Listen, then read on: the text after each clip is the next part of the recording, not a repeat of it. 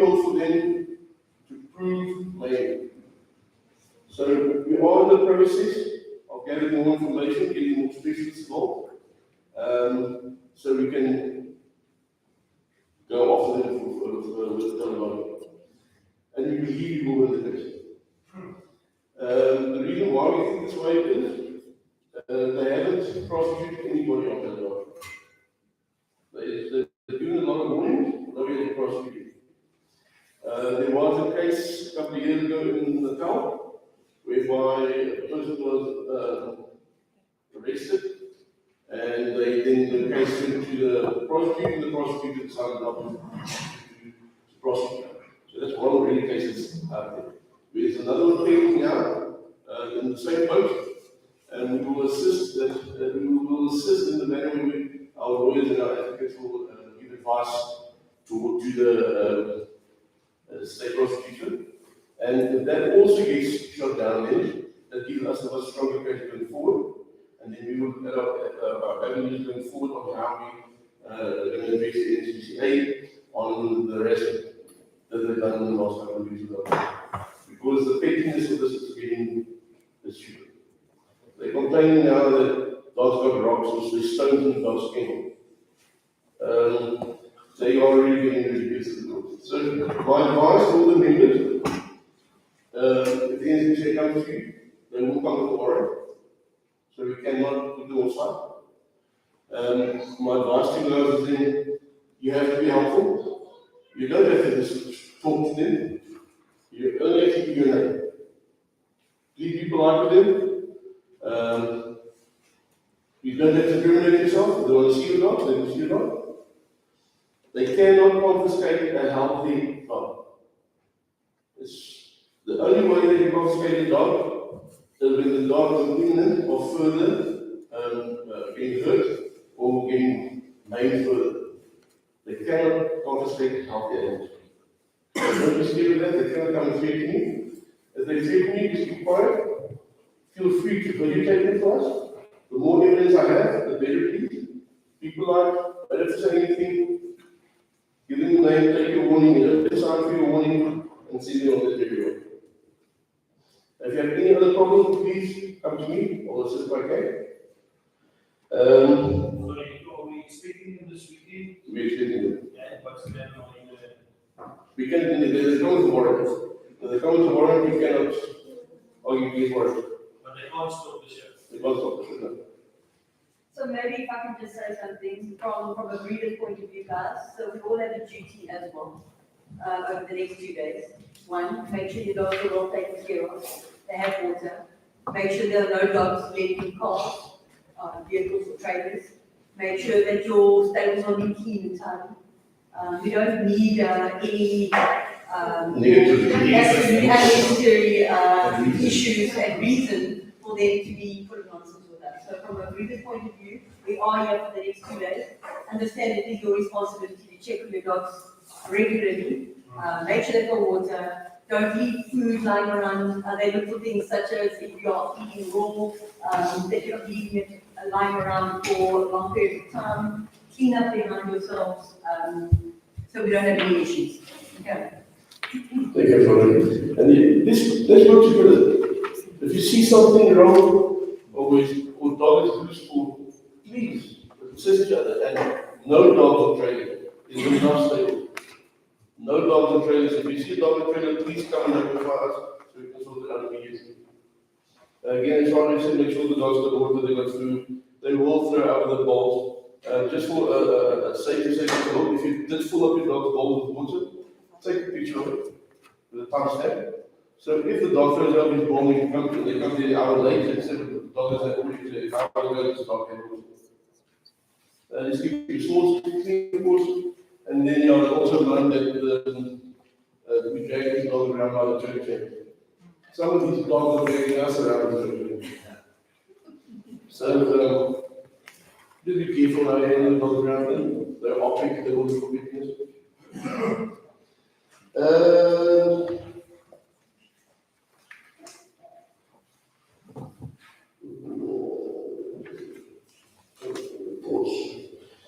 Let me read one or two pages. Not apologize for us, I think the next report here, but I want to speak out of the heart.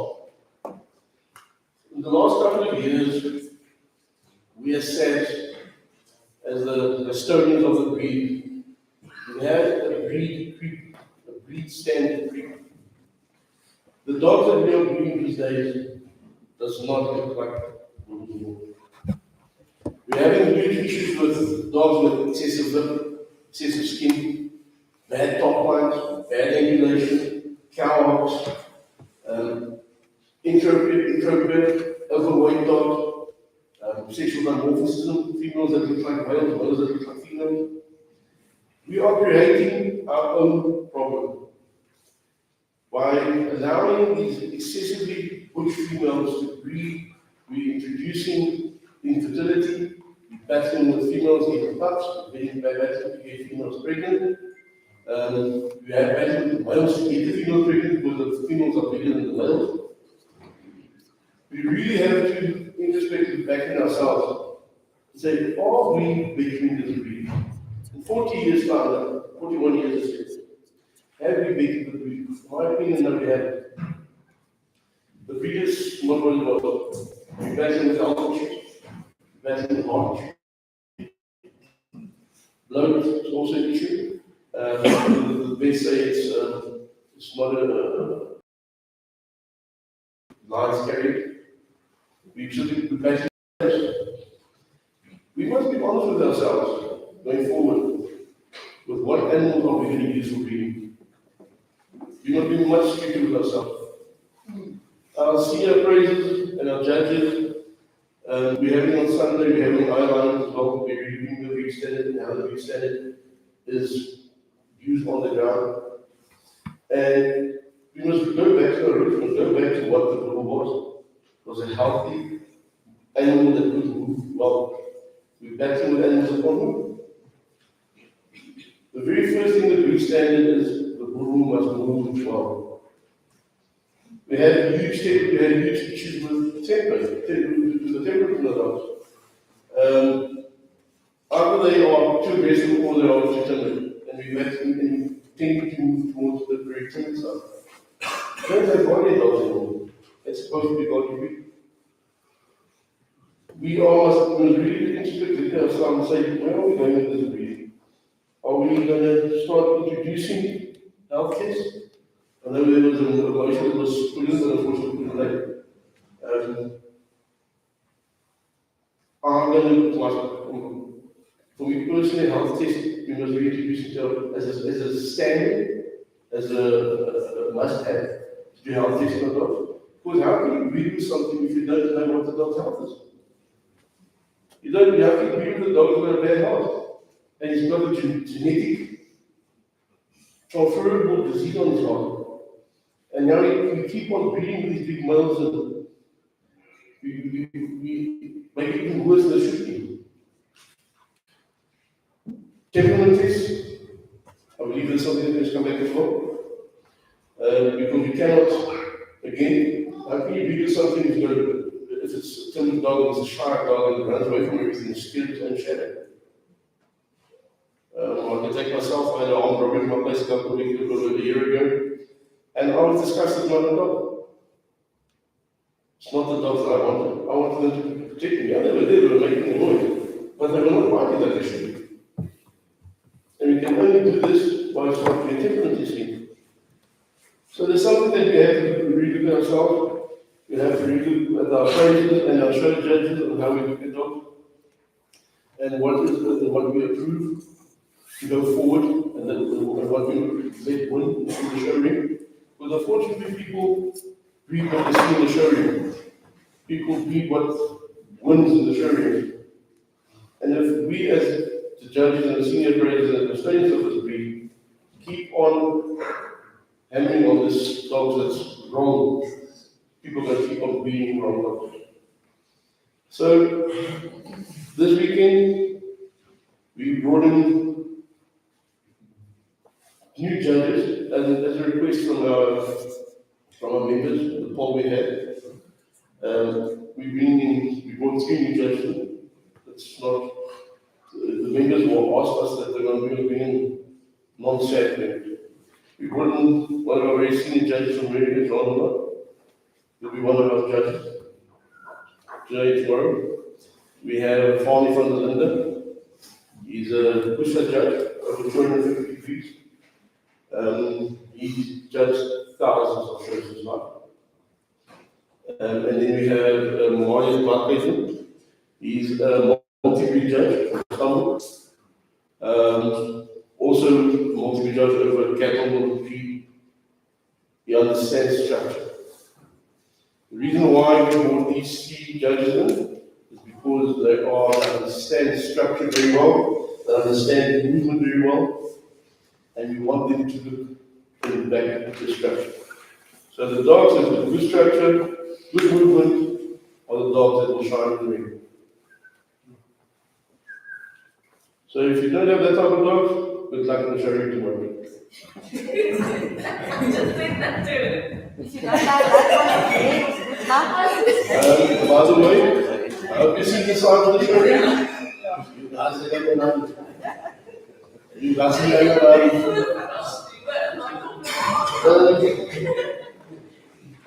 That's what I want to say from my side of our report. For the first time in many years, we have a united board. We work very well together. Each and every one that's sitting here, we work with. It's not easy to run stage. It is a full-time job. If anybody here thinks it's easy to run stage, please come and join us on the board. On average, we spend 6 to 7 hours a day on stage. The teacher spends a whole day on stage. A lot of us are always busy. We all are busy on stage. To run a show, organize a show, an appraisal, or a workshop, that takes a lot of work. That takes a lot of your private time. We don't get, although a lot of members think this, we don't get paid a cent. We do this for free per hour, not a single cent. We don't even get money for our phone. So on that note, guys, you'll see on our webpage now, and we're very nice on your webpage, it's being designed, just helping us in that. We're modernizing our whole system. We're moving towards a paperless system, whereby everything will be online on our webpage. Show entries, appraisal entries, everything will be online. You will go to your own profile, you will select the dogs that you want to show, you pop up into the screen. After you've done, you need enter, thank you. You'll see a nice little tab at the bottom, pay here, and pay here. And pay. That thing will not go further if you didn't pay it. And that pay is connected to your credit card. Because, and we will start really hammering on pre-entries. It creates a nightmare on the day when people arrive and have late show entries and have late appraisal entries. It creates a nightmare. So pre-entry will be managed, and we're going to start enforcing it time to time. There is every now and then a problem arise where fuel wasn't needed, and it's emergency. But that should not be the norm. It should be every now and then. The arriving on shows, suddenly you've got 10 dollars, you've got 18 tonight, you didn't really do good notes of that. Then we ask our members. I know we back at Parys Afridome, and you guys have traveled from North Beach, you some people have traveled to South Beach. We ask our members around in South Africa, please look for venues for us where we can have the next show next week. Must be viable financially, there must be accommodation, there must be singing, and there must be either an arena. We can always enclose the arena if we have to with the tent if we have to. And it must be financially viable for us. If anybody can come up with that for us, and any other provinces, we will look at it. We will really look at it. Come to us with a viable solution of where we can have another national show and the AGM next year this time. We're going to try to keep it in the winter. It's better for the dogs to travel, and it's better for the stores, and it's better for you guys to run the ring with the government and problems with the meetings and the dogs. So anybody, if you have an idea, please come to us. We will have a look. And if nobody's coming up with an idea again, we are the members. Nobody's coming up with an idea again, we are here again. Right, sir. Yes, sir. Group of them. I've got a lot of staff, a lovely undercover here. Undercover arena, and where they share the sheep and a lovely arena. And it's central for all of us. And we come up with it, and the board rejects it. I think it would be much cheaper. The chickens are showing for 5 years there. They've got a 5-year contract, and they've got a dirt. So I think that will be excellent for us. Thank you very much. The problem we have with Bloemfontein is the show are shows to be done. The arena is small Bloemfontein. It's only problem we have. We put up huge It's a good arena. We are always, as I said, absolutely open for any person. Anybody can come and say, listen, Bloemfontein, here's a couple of case houses, that's how many stalls they have. So it costs us X amount. You don't have to pay. Absolutely. Get Bloemfontein like, been there. Problem with Bloemfontein is, well, if you're scared of cold here, Bloemfontein is worse. So you say, things have a cold show is very warm. But I don't think it can be much warmer in Bloemfontein than here. I just want to say something about Bloemfontein. The biggest problem in the middle of Bloemfontein is the stables. The stables does not lock, the doors is hanging. Quite a few number of dogs ran away, and quite a few numbers of dogs came out of the stables. So to me, is Bloemfontein a very place, it's fine, but the stables is not 100% not rules. Okay. So then you use these people, doesn't have to be Bloemfontein, doesn't have to be Parys. So, Mr. Chairman, maybe just a suggestion to put forward to the board is to have a look at Bloemfontein and have a look to see if the conditions of the venues, if there has been any improvements. I do agree with Parys, the stables previously, we don't know what it looks like now, weren't in good condition, but if they have been revamped, then there's a possibility to look at Bloemfontein. It is central for many breeders, and it would help, but let's have a look at the venues. Right, and his name.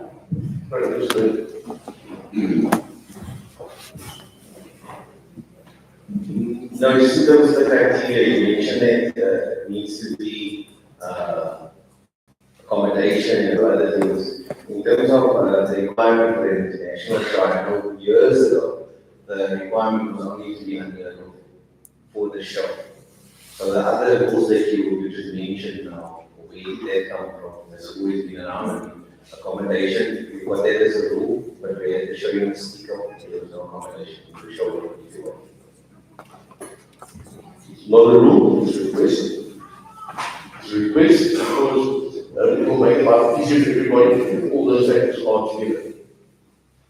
There's no rule for that, it's a request.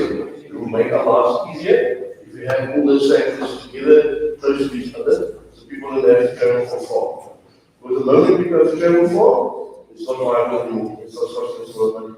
I think, Dwayne, maybe just to, from my point of view, I mean, I've got one or two international shows, we partake in quite a few shows as well. And I think many breeders that travel far and partake in shows want to be able to travel and know that you're at ease, that you are close by to your dog, you can check on them, and that, you know, everything is in order. To be able to book dogs into a stable and then you're not close by, I think our shows have evolved over the years. So, like Nico said, it might not be a hard, cold rule. However, quite a few members that participate in shows, this is a requirement that they require. I think it's noted, but we also need to be realistic about the situation. And it seems like Parys is not only video, there's nothing more responsible. Are you saying that we're going to have this show here every year? No, I didn't say that. It's just said we need our members to look for the source so we can have a look at it. And as I said, you don't have to have. I will say the two top criteria you need. You need an arena that you can close all the tent, and you need stable. Close by. Good, solid stable. Close by. Guest houses are not ground houses, you don't do guest houses not in the world.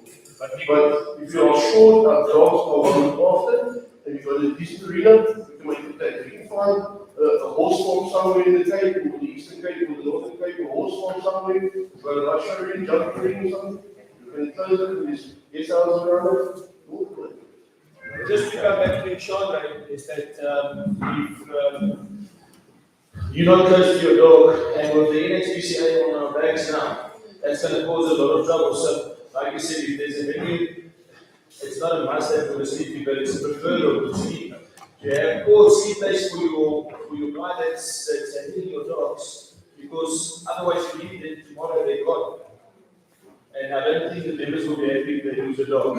So at the moment, Parys is the best, not because we are close by, but I think this is the appropriate place where we can have a party, a show, and those dogs. Thank you. We have the chair. I'll keep sharing the people there. Yeah, so we pay you. So if good space, uniforms are good stables, so the arena, you can make it there. It's just this is a nice venue. It just looks very professional. It feels good. Everyone close by the well. I'll be open for anything. So please, we are asking the members, look at us or something, and we'll have to look at it. We'll go down there, we'll get something in the areas you're going to have to first take pictures, and we'll do something with it.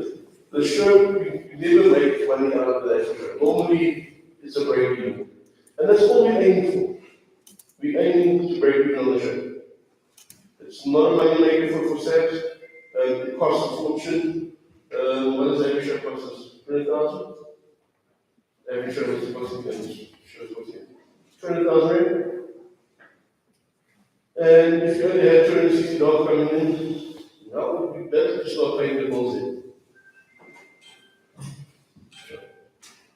And at the moment, we do have an opening for next year's show committee, or the person organising the show. The person that complains the most about the shows will organise the show. Easy. That's why I'm not saying anything with this show. I'm very quiet.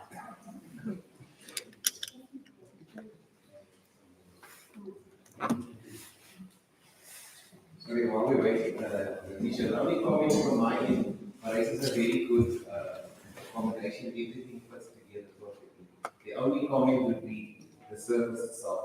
When you talk about level service, I think a few years, consistently it's been, and this year we thought it was going to be a bit different. If we're looking at movement and structure, when you find the hill in a valley, it's easier to manipulate the waste status of this. I really want to have another service, which is one thing. We did asking for the system was better than we had lots of other things. It's a little bit better. Unfortunately, they had a cattle auction here a couple of weeks ago, and the trucks and the big they think to damage the surface, but the surface was better than last year. I just want to add that the surface isn't that good.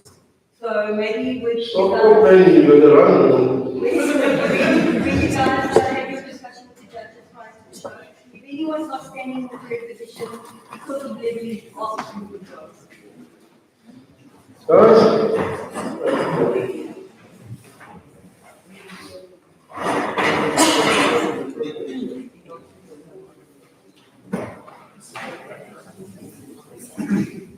These are the guys who make the nation for it. So you don't need the conflict is going in a serious. The Wi-Fi passing. Again, this is another side note. We have a vet on standby. That will assist us. If you want his number, I'll give you his number for the guys who want to write it down. It is the Parys Animal Clinic. So the phone number there is 056 811 3313. I'll repeat, 056 811 3313. They're all on standby. And we will, if it has to be, and we have a problem with the NGC, about the dog not looking according to their standard, we will bring out the business committee. So we will look after our information, our people will look after. We are here for you and we will support you guys to make sure that you will take care of the rest of this you guys.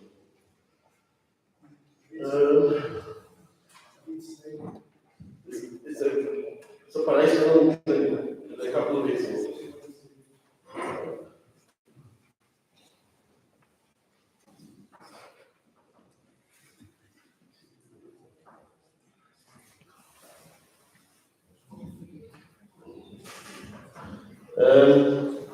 Anything else on the floor that was discussed? Everybody happy? I'd like to bring on also. No. I'm just trying to open up behind you. I want to do I've got to, I don't know where it comes in. I have been a report about my dog winning last year and being ripped apart by a board member and other people. I sent in emails, I've got them here and the replies. I got no answer yet. Is it allowed? And could the people respect the dogs that win and their owners this year? Because I think it was tragedy, and could you people read the emails, please? I think it's important.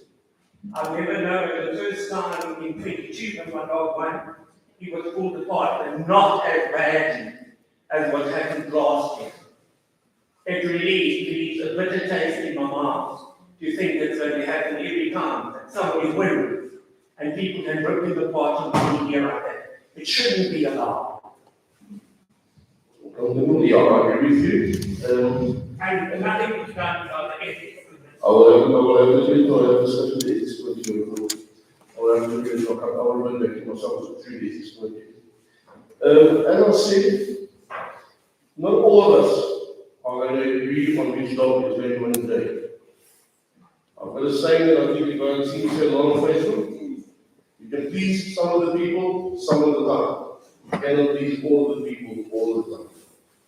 Some people are not going to be happy with those who are going to win or not, but please be respectful to one another. At the end of the day, it is a sport. Be sportsmen. Be genuine, be laid off.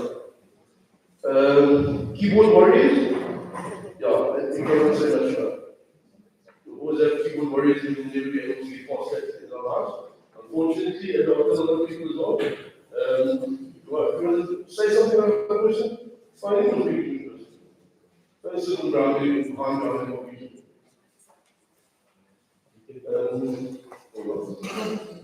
Then on that, ladies and gentlemen, I think I've spoken enough this morning. I'm going to hand you over to our very capable lady.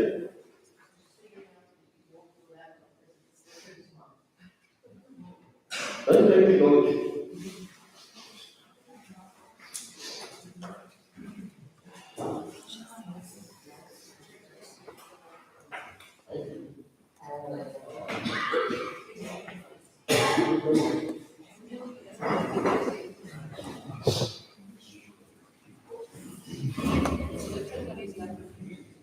Before you go, so I just want to say, so this year that's making the show interesting is that we've got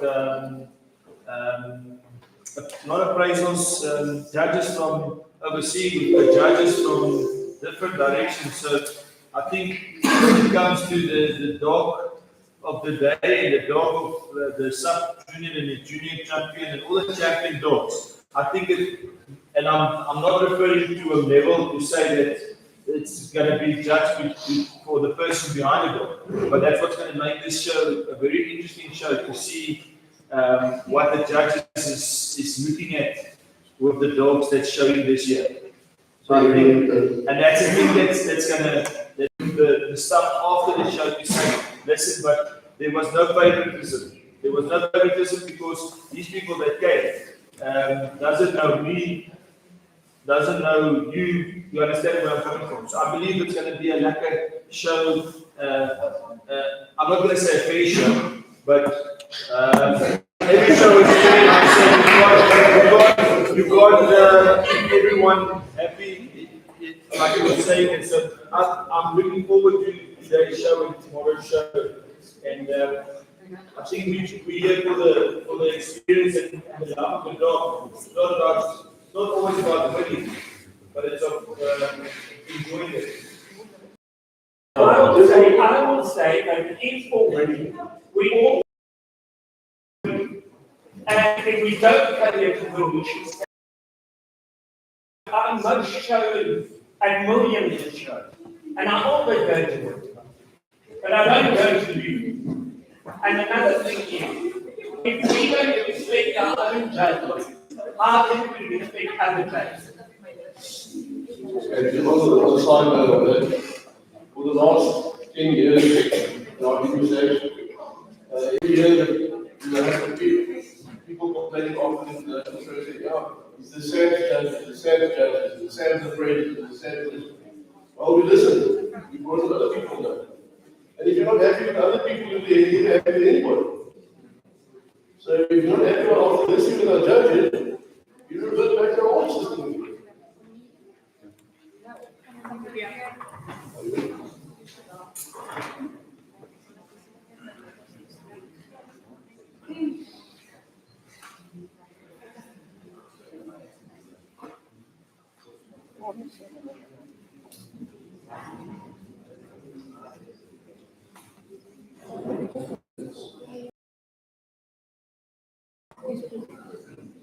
Ja, man macht ja alles super, was ich kann.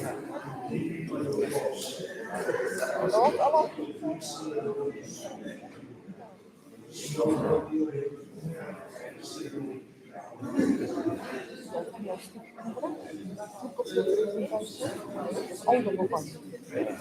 Dan kan je daarna naar een file.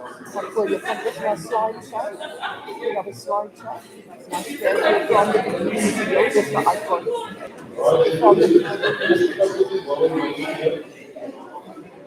Anders jij vraagt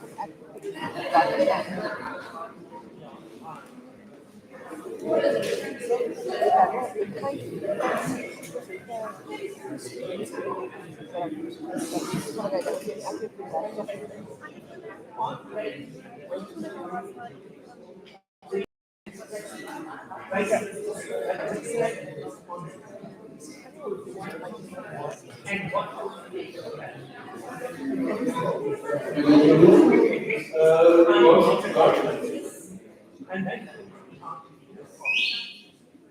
what did you do last night?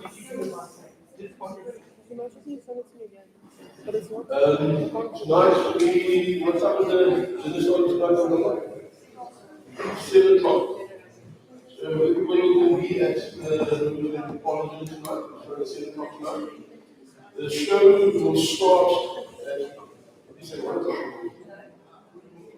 2 o'clock, so it's at 2 o'clock. Right. We are planning to appraise a couple of dogs today, between 2 and 4. We've got some appraisals ready for that as well. I think there's 16 dogs in total that was taken for 19 dogs now. That's been in for appraisal. We've got our new judge coming from all this year as well, to expose them to our beautiful dogs in Africa. So that it is not the world. So they to get exposed as well, we've got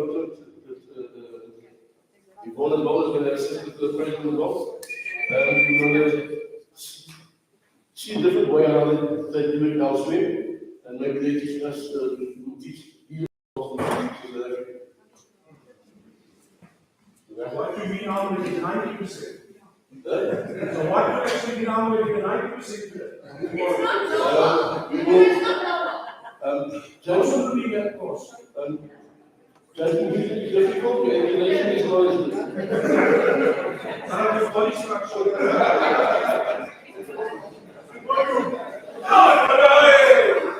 Based on that decision,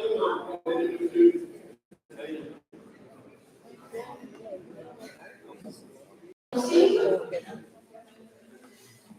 Can everybody see? Yeah. No, I can't. Sorry. Okay. I'm glad you're in good spirits. I just want to tell you all that I'm really happy to see all your faces. All the people that are really contributing to Sabbs that can be here are here.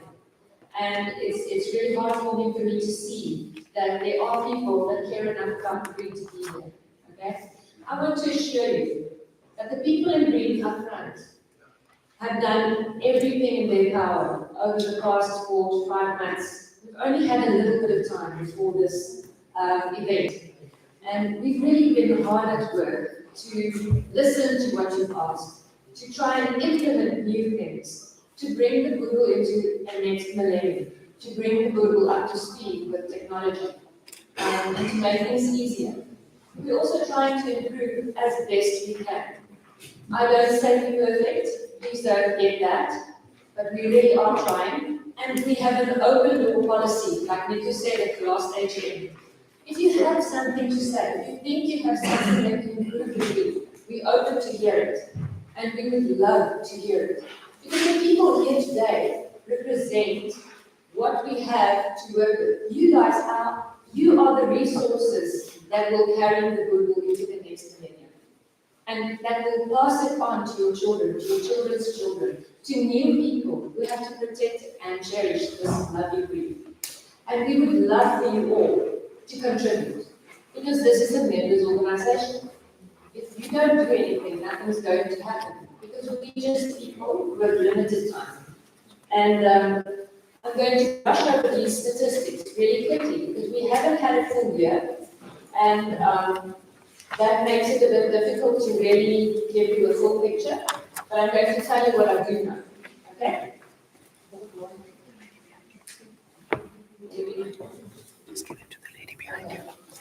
So now, we have a lot of committees, and we need people with the right skill sets and the right knowledge to come and give your suggestions to these committees, to come and help us to improve the breed. So these are the people in charge. Nick is in charge of the breed standard appraisals and training committee. And Letitia helps us with the diary. She organizes all the events, she liaises with all the appraisers, and with all the organizers in order to make events abroad and everywhere else successful in South Africa as well. So if you would like to host an event, or if you have an idea, please phone Nico or Letitia. Send an email to the office so it can be redirected to them, so that we can have you involved and lighten the load on the board. Okay? We've been trying to get more people involved in order to make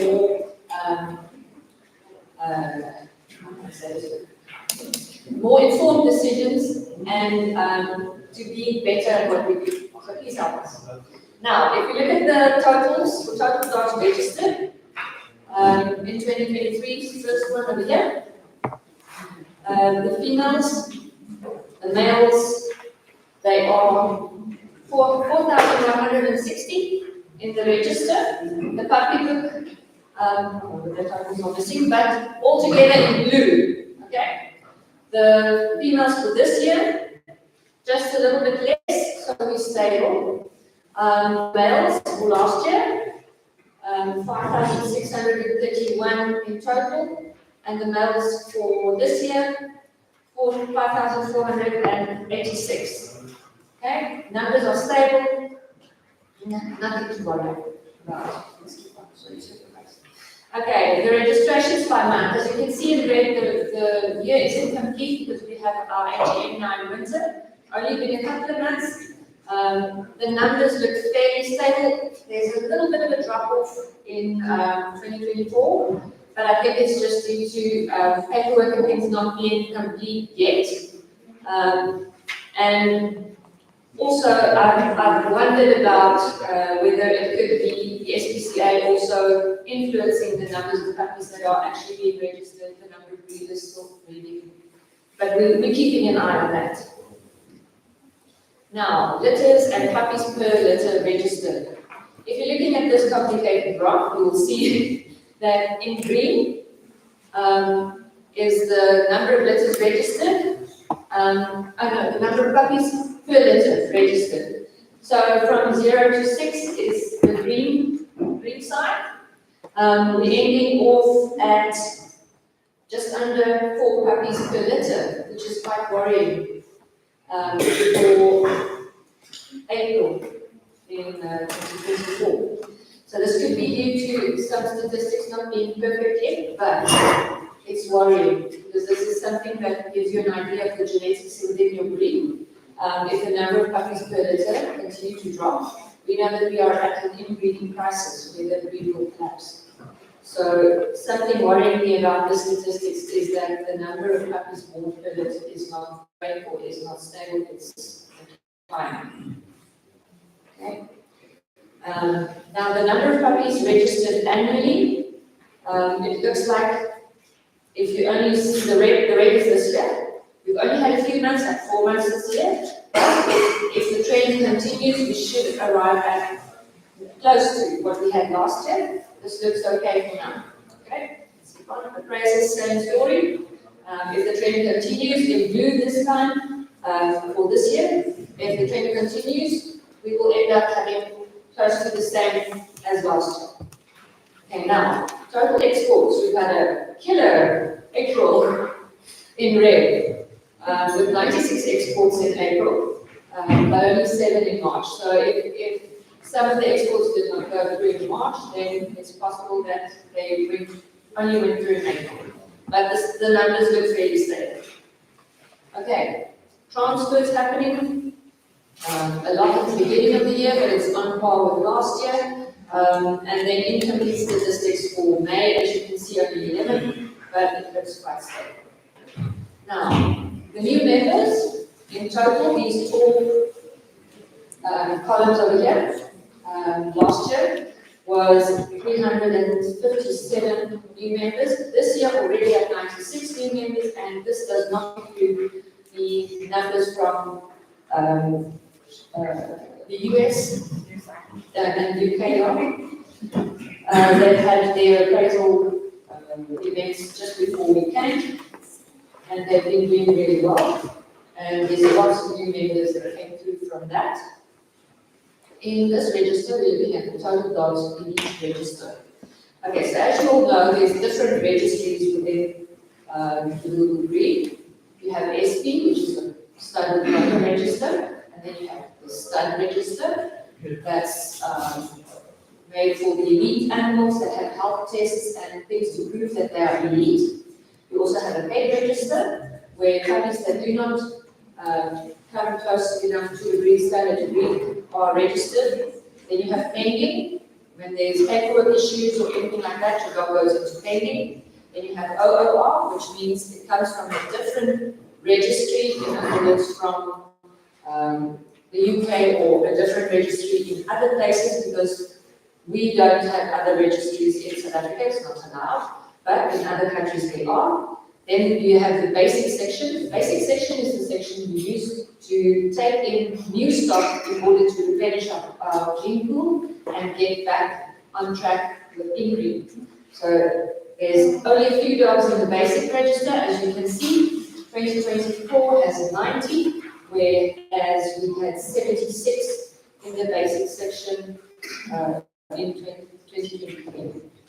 Okay, then you have, when your dog has fulfilled the basic section requirements, it can be registered there. That means health tests and an appraisal score that matches according to your bylaws. Then it passes on to the A, Appendix A. Over there, APPA is your Appendix A register, and it is where you can progress. Okay, so we have a motion this year wanting to try and utilize the development register better in order to bring in your development registered dogs when it has been paid for enough generations in order to purify the breed.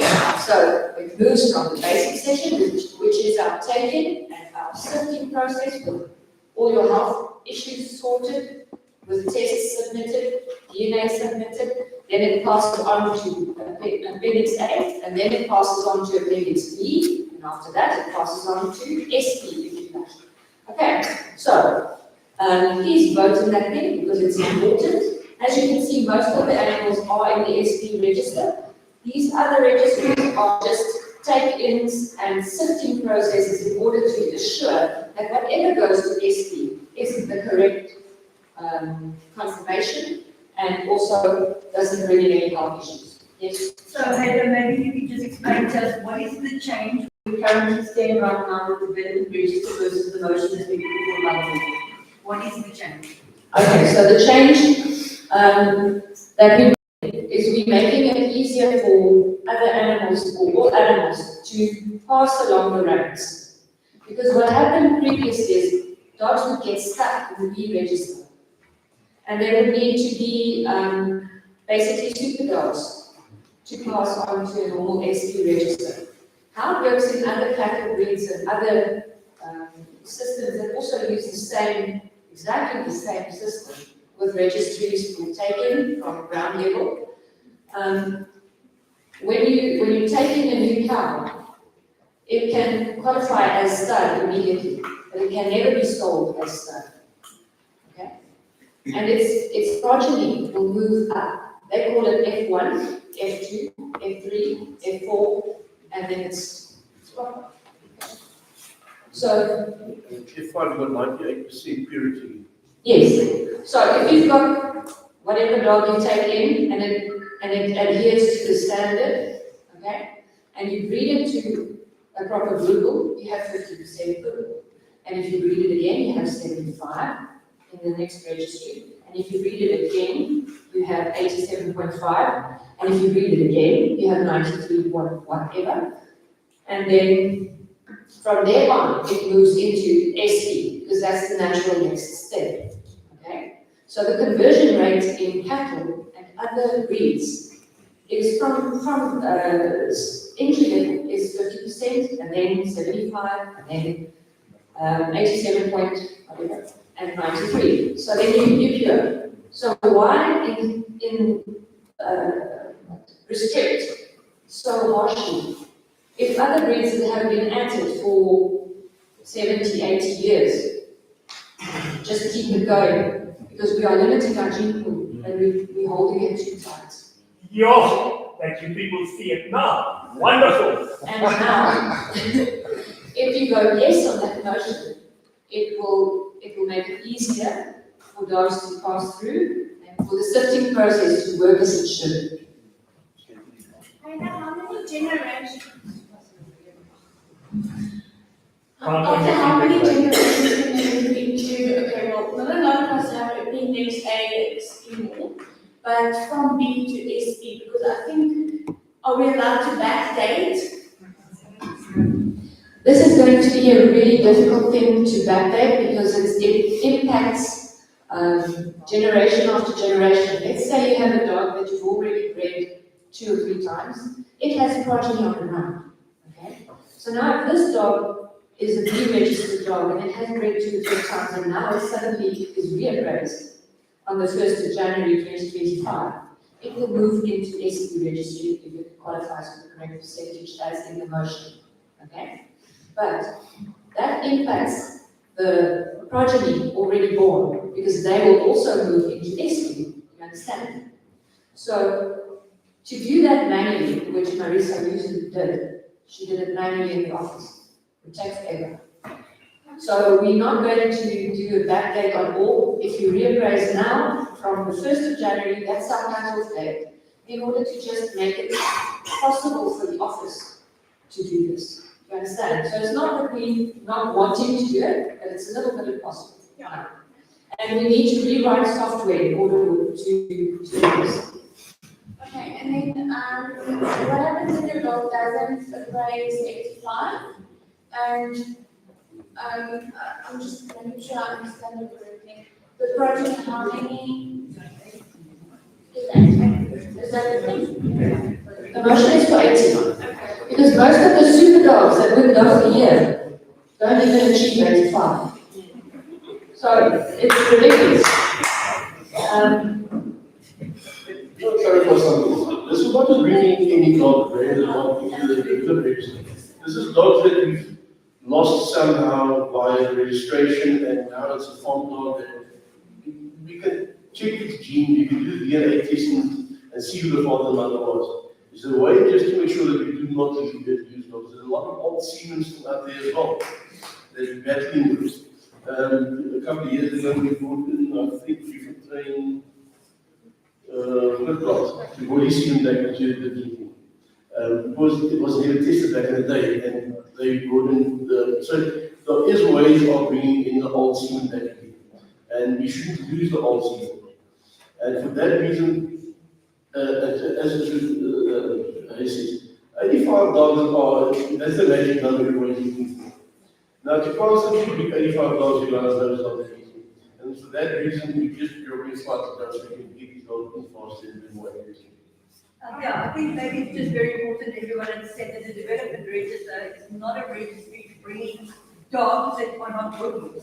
We are talking about dogs that are missing paperwork, it's inconsistent, right? The father died, they got praise, and a little was born. Those are the development dogs that we refer to, not because you have a lack of head and you're going to bring in a statue and you're going to use that to create a head. You understand? So, you understand? I just want to make sure I understand correctly. So any dog that has 5 generations behind it and is still beaky if it appraise, and even if we re-appraise our dogs, which is obviously already in that increase, they will move to SD immediately. Yes, got to reappraise. You have to reappraise because it's after the cut-off date only that it applies. So if you've appraised your dog and it's in the 5th generation and you don't reappraise it now, it doesn't count. We're not going to go, if you don't bring your dog for a reappraisal now. It will only count when you reappraise your dog. It's just to lighten the load of loss. Okay, because we're going to have a lot of backlog, and we also busy with the program. It's not complete. So be patient. As you can see, we're really working for you. We're really trying. So help us.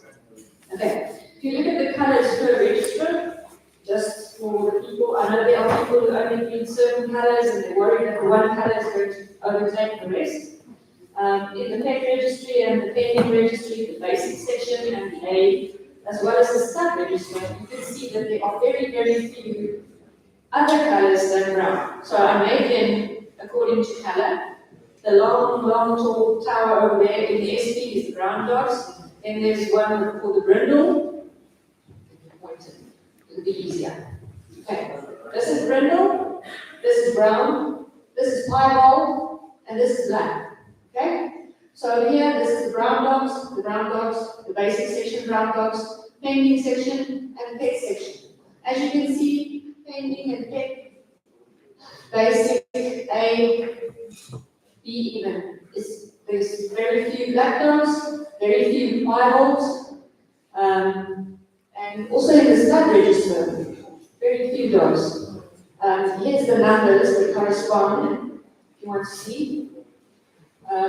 So there are very, very few dogs in the stud register, and that's why we decided it's better to lower the percentage and to have the dogs move through the system, to sit there, and to keep the integrity of the room. Okay, move on. Now, that was last year, this is this year's statistics. As you can see, we didn't have sudden boom of different colors coming in or something weird, and we'll keep an eye on this. Okay, so you can rest assured we're looking at this. So they're not recorded. So you're saying people are using logics, they are putting in the data and they're not taking of the, so that is a concern for me. It is a definite concern, that's why I included it. Yeah, that would say to me that we have breeders, and I'm gonna put it out there, that know exactly what the color is, and by not recording it, they can export those ones. It's possible. Guys, there's a lot of dogs that are getting exported under different colors. And suddenly the dog arrives in America and he's a nudity there. But here it shows it's a black dog or it's a brown dog, it's a nudity. If we catch you, you will be suspended. That's why they're not recording it. Yeah. And unfortunately, you're going to make a mistake with Facebook. I'm going to see the pictures. Okay, so I included the non-recorded because I want to urge you all, to be honest, to put it out there. Because when the EBB system is running correctly, it will get out there. Because you will read what you are doing, even though you try to hide it, it will come out. Okay? The system we're working on is a kind of transparent thing. So you can't hide what's in your EBBs. Because if someone else buys your dog and reads from it, it will pop up. Now, I'm just looking at the 2024, I can't remember what the previous year looks like, but is there a thing that you pick up, how much? Is there a time is fixed level? It's very stable. No, it's very stable. 5%. Officially, you can skip back to the start register for 2023, just the previous one. You see? You have it right? Okay. Right. Now we're looking at the total for all these registries together. Okay? So the previous slides, we split them up into pending and B and whatever. And these are all together. The brown dogs are the open majority. There's only a few of the piebonds, the brindles and the blacks are almost equal, and then there are these unwanted colors like the seal, the liver noses, the black and tan, and tricolors, white dogs or albinos or whatever, and the dilutes. So they're a very, very small percentage, and we keep keeping an eye on that as well. So if that will grow, we're going to have red flags coming up. And we will look into that and see how we can improve, because those colors are undesired for a reason. Okay, now we're looking at the averages for 2023. In the Western Cape, these two, 2023, 2024, that's the 80% mark, and up there is 86. Okay, so these columns correspond to there, and then you have your number of dogs appraised at each venue or at each place. So in other words, in the Western Cape, 200 dogs for 2023, and for 2024, 250. Understand how this works? So now you can have a quick glance at what happened all across the globe, where the most dogs have been appraised, what the typical scores are, but it does the dogs for the recent US appraisals, because that only concluded a few days ago and it was a little bit busy. So that's up until basically last year, really, most of it. Okay, let's keep on. Now, I just want to ask you, so the UK's dogs was made mostly near the price, with the scores. yes. How big was it? Sorry, just asking. It's an interesting. It's interesting how it's substandard. Well, do something. Well, you're supposed to export the best dogs. You're supposed to export the letters offer, so you're selling them to them, so you're supposed to have best dogs. But sorry, it's a stupid question, but is the appraisal system the same? Or is the panel the same as this side? Yes, it is, and that's why we have all our appraising as well. I was just So you asking. can see where are complete different. If there's differences, and how we can adjust those things. Remember what I told you when I said we have been busy in these past 4 months. We've seen a lot of things. We're trying to sort out a lot of things. So now you see what we have seen. We have arranged an alignment. You see that all the people are here, and we are wanting to work to better the group. And you see that. That's what I want to hear. Okay. So now. Sorry, I have no voice. Hey, buddy, let's go. We just had 7 dogs in North America reappraised in Africa. Only one of the dogs actually got anything above 1% of what they got in South Africa. 5 of the dogs came in lower in North America than what they got in South Africa. That's in the last 2 months. But what was the time when we appraised between? Because the dog is Less than a year. My tour last year when I was here, I helped several breeders buy dogs that were from here. Those dogs were immediately reappraised in North America. I mean, the statistics, we're talking 1%. It's in the line. Okay. So transparency is key, and that's what we do. And you see that. Okay? So we're trying to sort out things. We really are. So if you can get behind these people up front, we're doing our best. We really are. Get behind your appraisers. We're trying to pull things in line. Okay? So you can look through the scores for yourselves and see differences between the dogs from 2024 and the dogs from 2023 being appraised, and the scores and how they differ. And then have a good think about it. If you have suggestions, please, it's an open door policy. Come to us with your suggestions. If you think you can do a better job at appraising, please come. Please come. We've had a lot of things change in our workshops and training appraisers. Okay? So Sabbs has gone out on a limb and changed the whole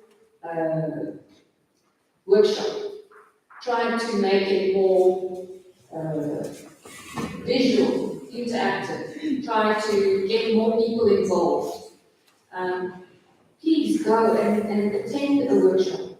It doesn't matter whether you've attended 3 or 4 or how many in the past. Come again, because we've tried to revamp the system. If you don't come regularly, we discuss the things that we see in the brief now, and that workshop is considered a live document, which means that if there's a trend and we see the trend, we address the trend in the workshop. So if you don't come to a workshop, you can see trends happening because you see a lot of dogs and you get a bigger picture than just the breeders in your hometown. So we'd like for you to come to attend the workshops, get yourself educated, get a bigger view of the breed. Okay? Something I want to show you guys. Go back one slide. If we go back to the averages on the right hand side, you can basically say we were 81.3% average. That average has been like that for the last 10, 15 years. The average is a lot better. So that's telling us that we're doing something wrong, we're not beating the breed. Because we were really beating the breed. Those averages on the far right side will start creeping up.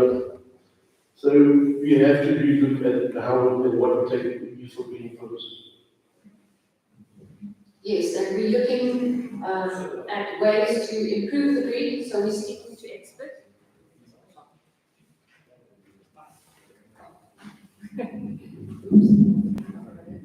Okay, so we're looking at ways to improve the breed. We're speaking to experts and we're trying to sort this out. Yeah, that's very good.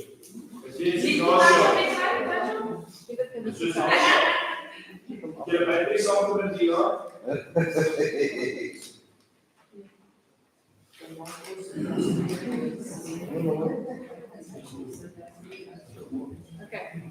So can you hear me? Please tell me when I speak too softly. I'm going to try. Okay, so you can skip on. Sorry, one more thing. I forgot one more thing. Just got back. We have, after revamping the whole system, in training appraisers, we have a new appraiser, Annika. You can stand up so the people can see you. There's a new appraiser. She is qualified with her exams. Loads of people. I want to thank everybody who has managed to attend the course and to write the exams. It takes balls to write that exam and see what you understand of the Greek standard. It takes balls. Yeah. So let me tell it to you straight. You are acers. You're Superman. And thank you for doing that. Please come and try your hand at it. Okay, now, something that worries me intensely. I can't remember, I think it was 2016 or 2019 perhaps, I can't remember, when we were last in Parys, when Stambuk presented. Darby said, listen, there's a red flag going up with inbreeding. Inbreeding, people, it's a problem. So now, what I've gone and done is I've looked at all the kennels and the statistics according to how inbred is every kennel's dogs on average, and I've calculated the number of kennels in total registered with Sabbs who have an inbreeding of more than 6.25%, which is the ideal not to cross number. That's the threshold. If you look at that, you can see that almost 80% of our entire breed is inbred more than 6.25%, and not only a little bit. The average inbreeding for all our kennels and our whole breed as a whole is 8.78%. As soon as we reach 10%, we can expect inversion of the breed as a whole. So this is a real big warning light. And that's also another reason why the development register needs to be addressed. It can't be ostracized if people have dogs that are in the development register. You can't hold them in the development register for indefinitely. It's not how it's supposed to work. The people who have been using the system for years and have used it successfully are using it differently. And perhaps we should just try and look at it with experts to see So, what percentage of dogs that are in the development, what's the percentage of dogs in the development register currently?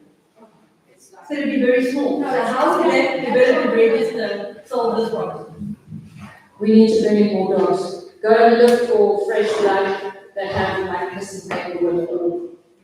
Because, okay, so we're speaking to the role players in this regard, okay?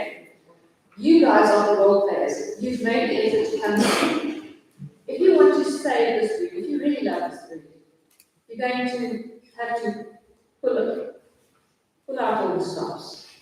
Okay? We desperately need to find dogs that are viable to enter into the system. Don't look for that dog with the missing paperwork. Don't write to your neighbor because he's close and breed his dog that makes the inbreeding time even further. Try and make an effort. I think what Aiden is trying to say with the development register, there's a lot of dogs in the development register that's got good genetics, but they can't seem to get out of it. So we need to utilize those genetics to get that number. So that's why they're relaxing that. So that's the reason why. Another thing is with the do keep on breeding with high breeding values because they want to achieve something that they done in the past. So if we had a dog that was beautiful in the past, and they're trying to recreate it with, that's why the inbreeding values are, I know, I'm one of them. Okay. Yeah. I just to know this that you want to bring in dog whose fate will be lost, or you're not doing the dog fraud and the old stories with a black dog that was on the farm and his mom and dad wasn't good and the dog is in the open our parents' wings. One thing is the same, and people that need torturous dogs in the system. How are you going to prevent that? Okay, that remains a possibility, I agree, okay? But I think, the systems are in place regarding, our ethics committee and the contracts and the breed standard committee. If we ignore this for pretty much longer, will we have a breed in 5 years? Will we have a breed in 10 years? Or are we just delaying our own demise? I just want to say, in my opinion, there's probably a lot of people that will disagree with me, but the only way that we will reach uniformity in our breed is by line breeding and inbreeding. Otherwise, we are going to forever have dogs that are not going to look the same. They're going to differ as much as they do today. I agree, we do need line breeding and inbreeding sometimes, but at this stage, our inbreeding is a little bit higher.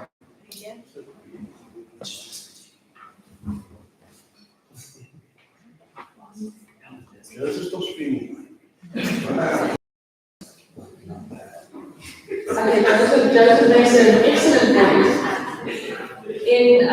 In other countries, it's required that you health test. So if you line breed, if you inbreed, you can't find any faults as well as good stuff. But also, they will show, when you inbreed and line breed, those faults, the worst faults, will be born in your litters. And then it will come out. It will be And obvious. as well as its best characteristics will come out. And you will solidify the best characteristics for the next 3 generations. And then start. Yes, agree. So yes, you are going to talk about a lot of things. And we do need to look into health testing, I'll get to that. And I just want to, personally, Joseph, a lot of my dogs are genetic testing the lines that are good. Okay. And I've got proof. Because if I provide, it's not so related, and I'm not bombing the meeting, because I want, You want to speak, you go outside. sorry guys. And just to say, these facilities are not cheap, and we don't have very good access to these types of tests, especially echoes. A lot of vets do them, and they are very expensive. A lot of vets do almost, they really like the money that belongs to breeders. And in South Africa, it's very expensive, but most, like 90% of my clients and friends that take buy my dogs in America, they do those tests. So, I know. We'll stay more from that. If you want to say something, Well, just can't understand. Can't you bring a different breeding? Must we go and look for the whole group? We can't bring a mastiff that looks for all time.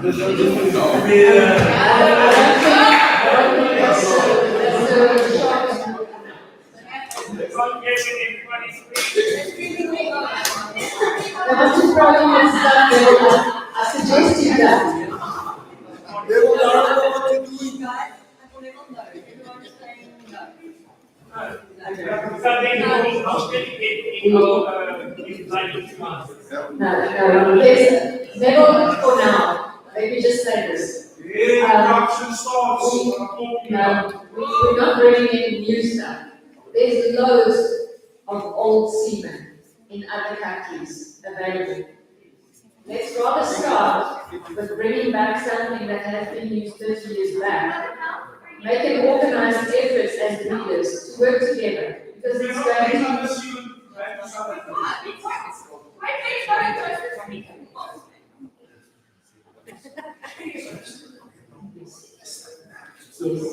So, this is only a starting point. My voice is strange. So this is the starting point. You must remember that this is the process. There's enough local semen all over for us to make this happen just with Google. I'm not going to name things, but the whole regional level, a couple of years ago, there was a big up in Gauteng. The same letter, you will sell 10 plus 5, you will sell the Google, the other 5 you will sell the Twitter. We all know people. So our people is not that small. We've got some people as well something.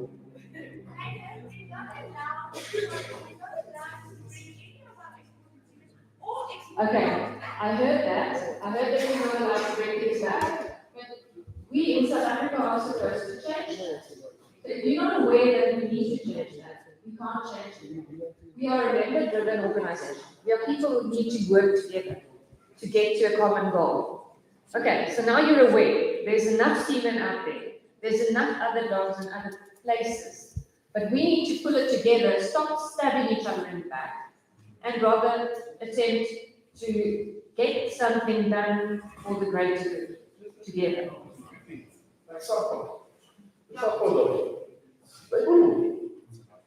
Although there's a lot of the old dogs there, it's still there. The old ones, not everybody, some of them.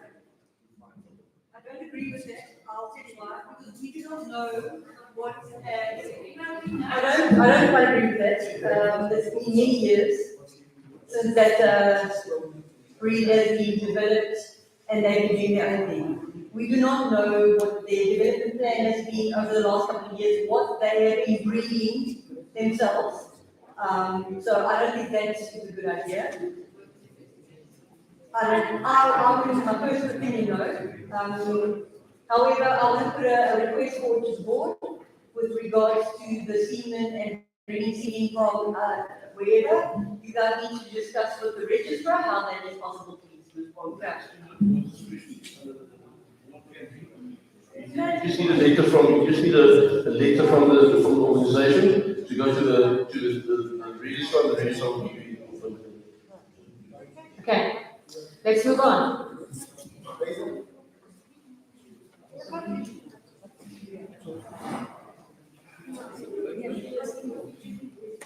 Okay, Marisa says we don't have a problem, we can import.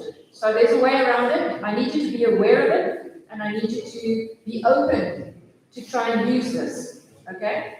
Because if we continue on the same path like we have over the years, then this breed is slowly in its demise.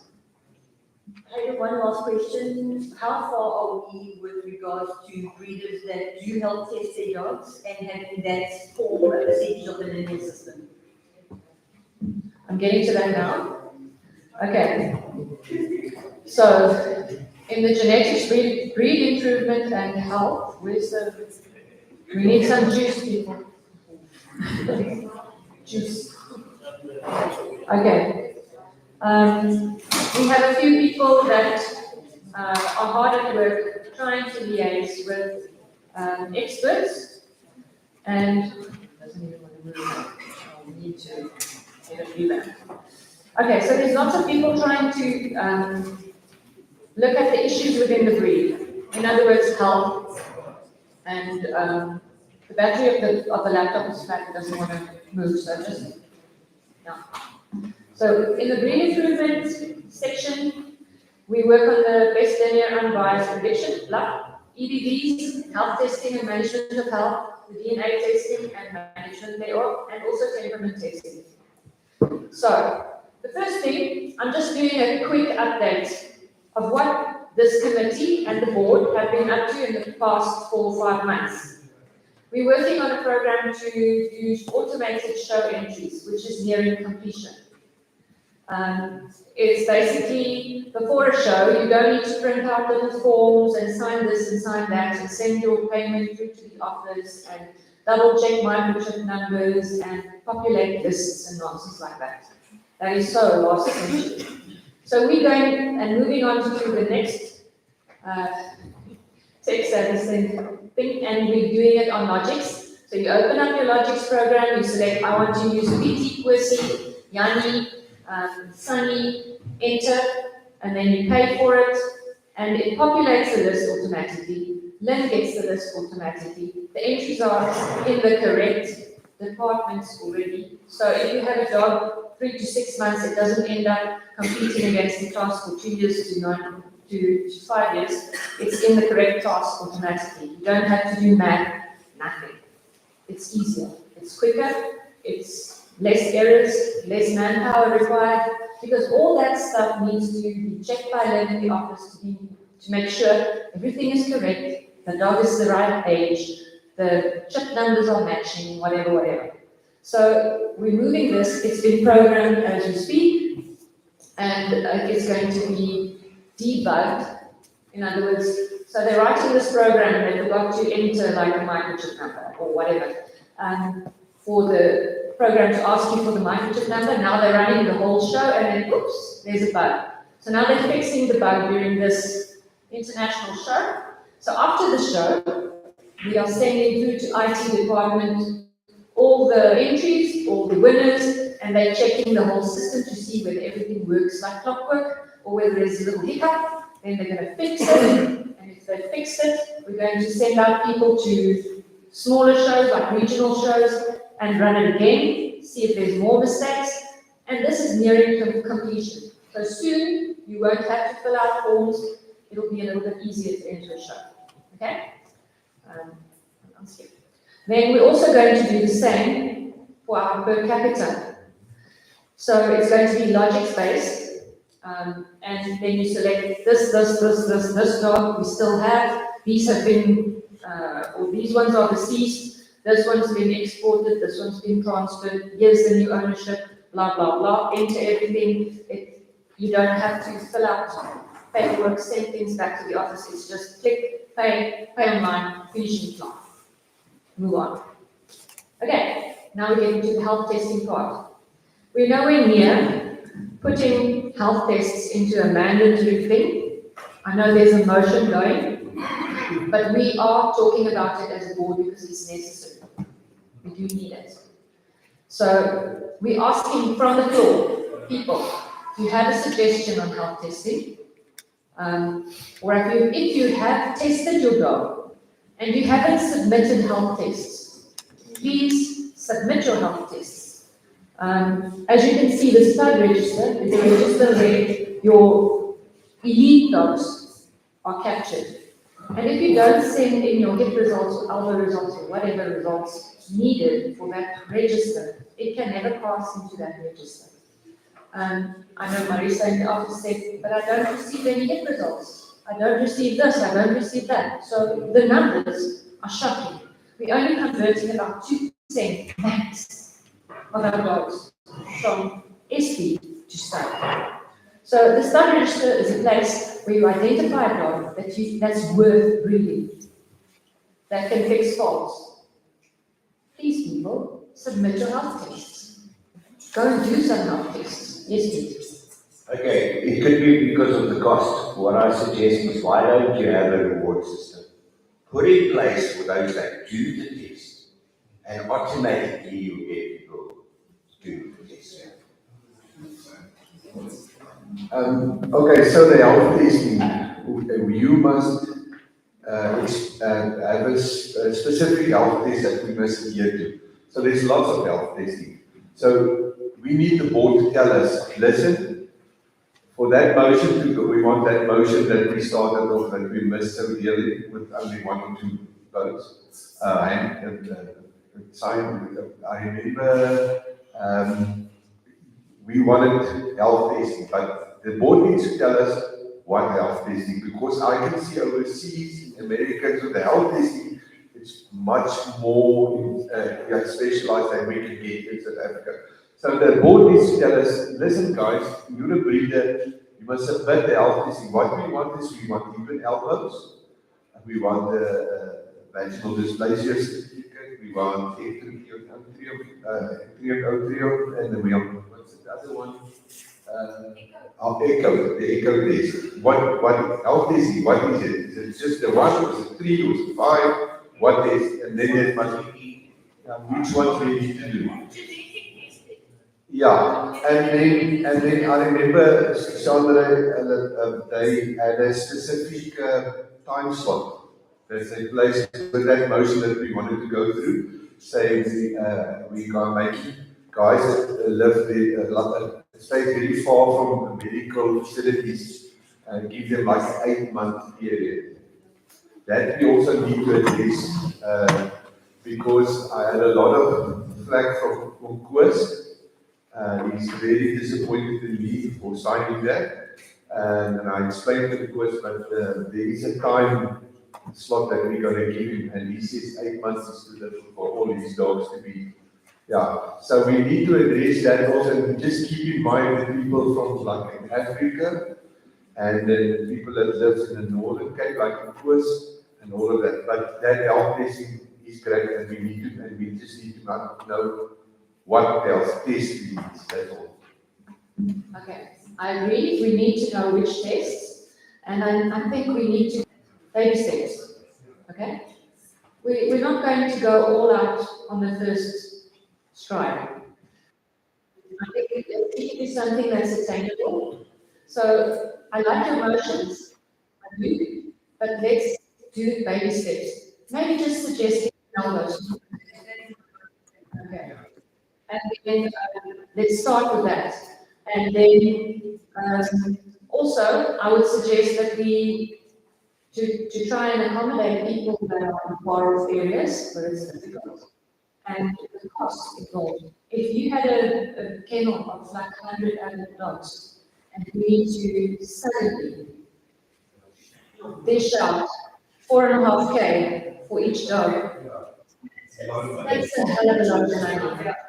And we're going to use the people that have been protecting the breed, not the guys who are printing. If you have 2 dogs in your yard and you get forced to do health tests, the guy with the genes that are needed, they're not going to be able to attain this. But the guy with 2 dogs in his backyard, he will be able to attain it and will print those same 2 dogs over and over and over. He shoots themselves in the foot. So we need to be clever about this.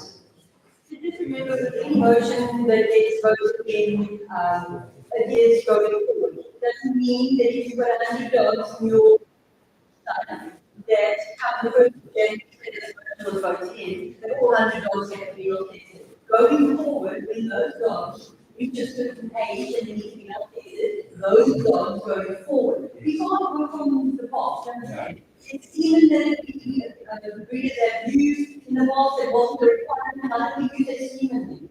So we've got to be clear on what and how we put this in place and how everyone understands it. The most important is that I think, especially in South Africa, because this is where we have the issue with regards to health testing. As a responsible breeder, you need to know what it is that you have. If you do not know what you're breeding, you can't take any accountability. Now, I think that, first of all, we as breeders take pride in what it is that we do. Okay, guys, everyone, we have forgotten that we can do like a basic health check, health report.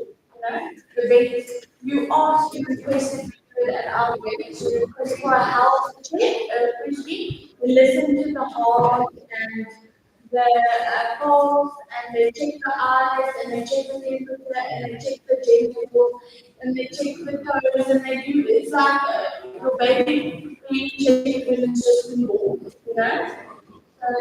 Yeah, and then after 12 months old as well, it costs 900 rand. Okay, so moving on from that, we need to finalize where we want to implement this. So in order to do that, we need you guys to come up with a few suggestions. Will you please go back home, think about what was discussed and said here. Make up your mind what would work for you. Send in an email to, or send me a WhatsApp email saying, listen, I think I'd be able to do this if we say in 3 years' time from now, all the dogs born from this date or that date must be tested for breed. Otherwise, they go into feeding or whatever, they won't be registered. You understand? So even if we delay the start of this, so that people have time, wait, you just hang on. So even if you just delay in order to get people on board, will you please send your recommendations? Send us what would work for you, so that we can find the mid-way, because it's not going to work for everyone. I know there's even been a suggestion that in places like Africa, where there is no services for health testing or even elbow dysplasia, we try and get a mobile vet to go to them as Sabbs. Test 50 dogs all at once and get those people to bring their dogs to a mobile vet. So we as Sabbs are really trying to organize things to go better. Send us your suggestions. We appreciate that. Just on the health testing, the VH test, of course, there will be issue with VH, but of course, the testing, to go in the stage, you just need to test each one. That could be as you test the each on the first or second cycle, and then the fourth cycle. So to be in the start age, don't you think it's worthwhile to maybe consider doing annual checks or every 2 years or something, just to validate that they reach that. It's a good suggestion. Will you please send it? So it's not bad. I just want to also mention, no one seems to talk about umbilical hernias. I mean, do not breed those dogs. It's hereditary. The hernias are becoming bigger and bigger. This last year, after the English shutdown, I saw 2 or 3 females with hernias as big as like tennis balls. Horrible. Okay, cool. Let's show you one, please.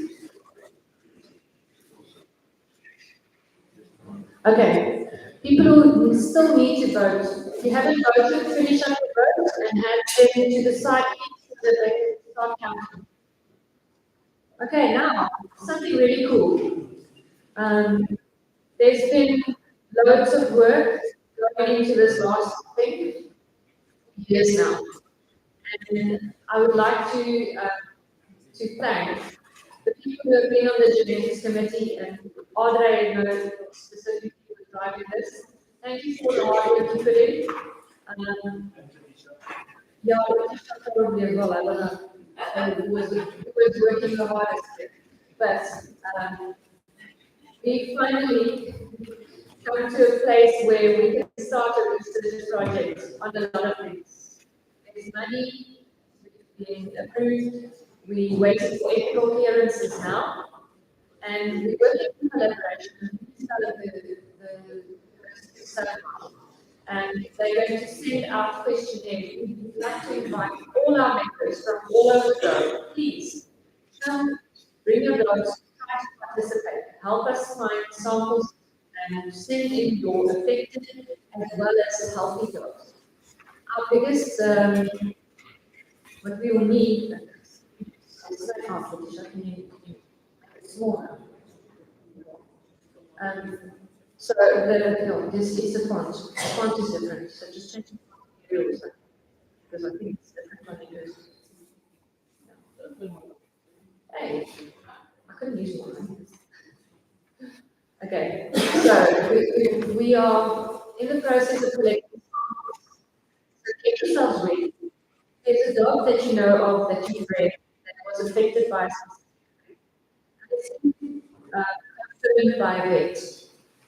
Send in your reports, fill out the questionnaires that will be sent out, and each of those dogs with their DNA samples.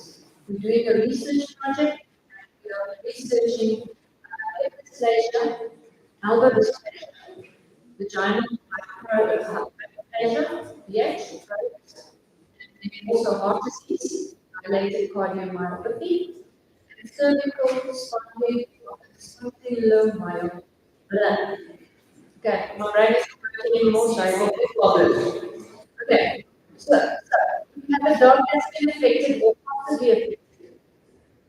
About 10 or so dogs, maybe 11, 12, that are affected, tested, and DNA confirmed by vets, and then we need 100 are good.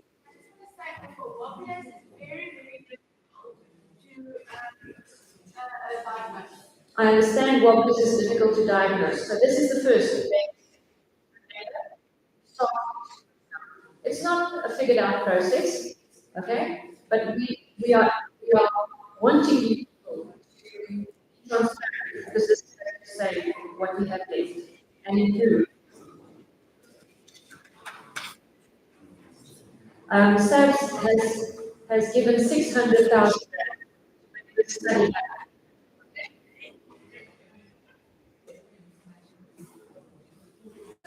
I want to tell you that so if you have 60 dogs with vaginal growth, it doesn't matter. They're not going to know it's a dog.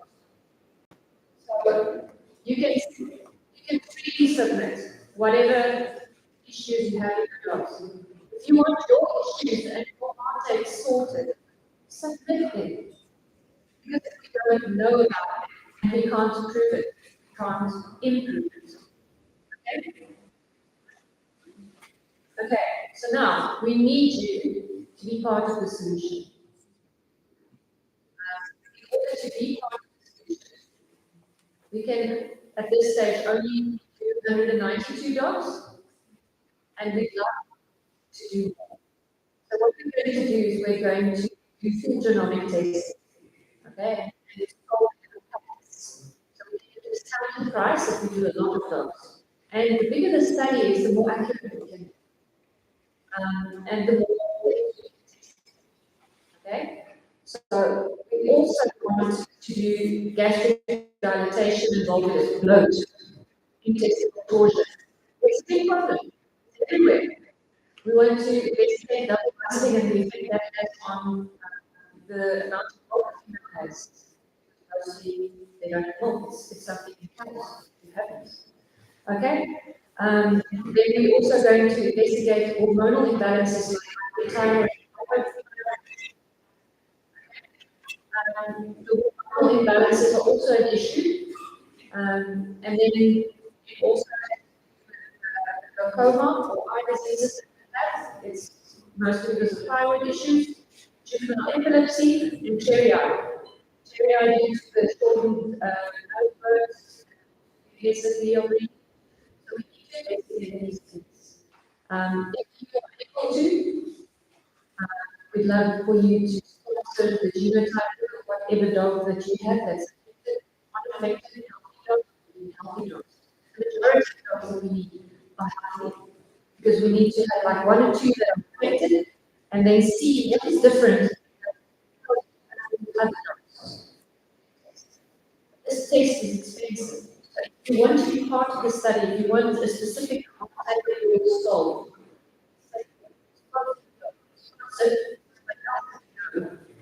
and bring those DNA to us. If you have a appraiser going to and the appraiser submit your paperwork together with the dogs, as much information as you can provide to the researchers so that they have a history of the dog and the DNA, and have it back to South Africa to restart. That's the fastest, cheapest way to get back to us. So I'm very excited about this, and it's loads of other people that have done the work. I'm very excited, and I'd love for you all to join us. And I think that concludes it, right? Yeah. If you have any suggestions, if you have, sorry, Keisha, any suggestions, want to ask something, if you have comments or if you want to participate, open door policy, take a snapshot there. That's my one. Send me a message and talk to us. Please, talk to us. If you know more than me, I don't care who knows what's going on as long as, okay? You're welcome to step up. I'm just coordinating. That's all I'm doing. Okay? I'm not pretending to know. Please come and tell me if you know more than me. My door is open. So thank you guys.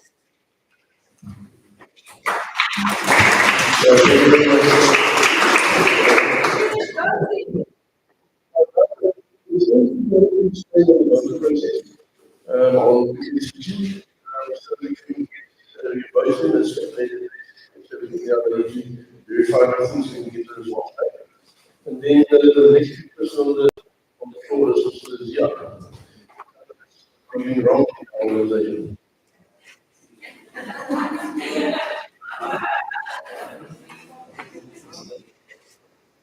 Good morning. While Letitia gets my PowerPoint slides ready, those of you that luckily I'm not going to name shame.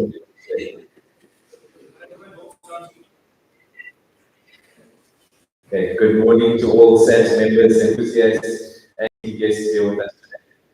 I'd like to take this opportunity to share the simple presentation with you guys. My team consisted of myself, Zia Isa. I am the Free State board representative and the head of the ethics committee. And then my right hand man, Joseph, please stand up. Joseph Phillips is our board member from North America. He is in his absence, also a board member from the US. And then lastly, it is, sorry, apologies, he's from the UK. Lastly, it's Reina Paulson, also member, reader as well. He's in Cape Town. He's not here today. And then I'd like to draw everyone's attention to that presentation there.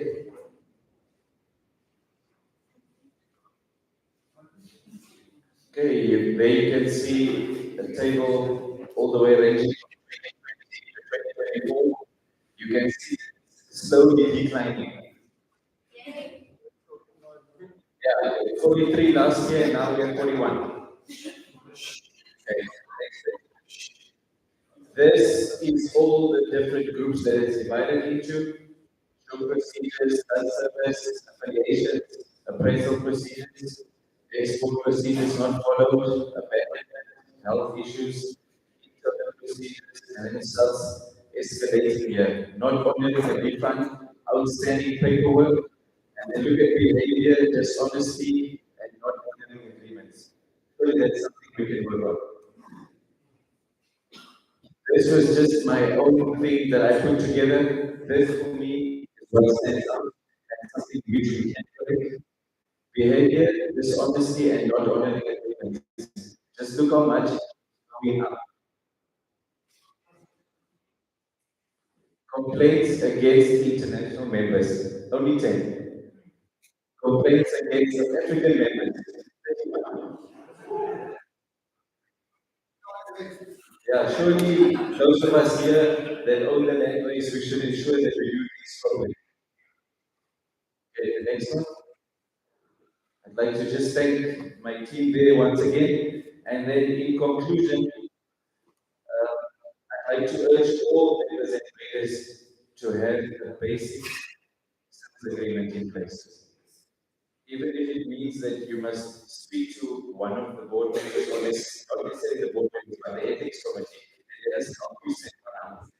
In the past, it was always on the Sabbs website. You could just easily download it, and then you can chip and change it to suit you. Because the most important thing is the date, parties, is it signed? What are you selling? Are you selling a dog? Are you selling semen? And for how much? And where is this going to? There's also a declaration form which says this year. And this is so important that you send this out to the person who's buying the dog. He needs to sign it, he needs to date it, and you as well, you need to do the same. The bylaws and the constitution, it's clear, you can download it. Please follow all the procedures. There are certain protocols that need to be followed. this needs to be done by breeders, this needs to be done by members and so on. It's still on the website, yes.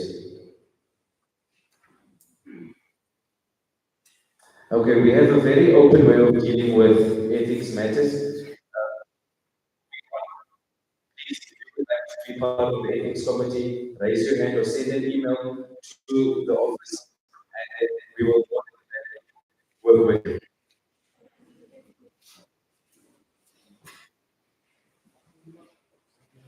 I'd like to thank everyone here today, and before I end off, I would like to personally, we have dealt with your issue, and not everything is a complaint or a case that we must deal with. Sometimes it's theft. If you pay for a dog and you did not receive it, it's theft. There's nothing more. I can email the person, and then 2 months later he replies, and then you still waiting, but he's not going to reply to my email again. Maybe he's not even there. Maybe he ran away. What was I do? There's really not much that we can do. Chandra? What is the ethics committee? We have a declaration that has been in place the last AGM. I think that it's really a great improvement. It also reduced quality complaints from the fact that there needs to be a contract in place between both parties, right? So what is your suggestion if, say, for instance, I'm looking it up from you, you take the form to be signed, and the form that I'm signing says that the contractual agreement. Don't worry, I will send it to you tomorrow. What is your suggestion to the buyer that needs to purchase it and pay for the money? Signing a declaration of the contract.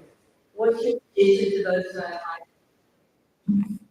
I suggest we need to get the right, we would need to have some form of understanding.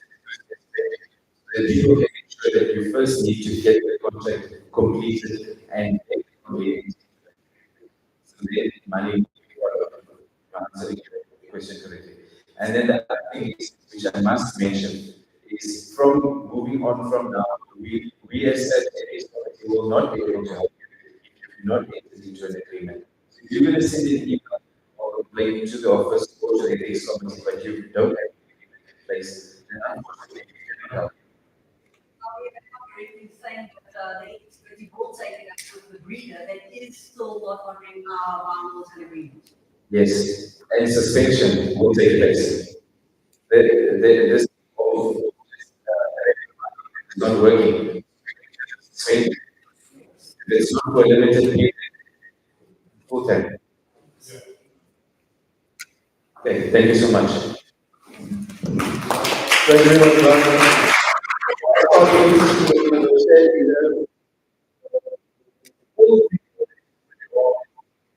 Hardworking men to take their own personal time to do this. Thank you.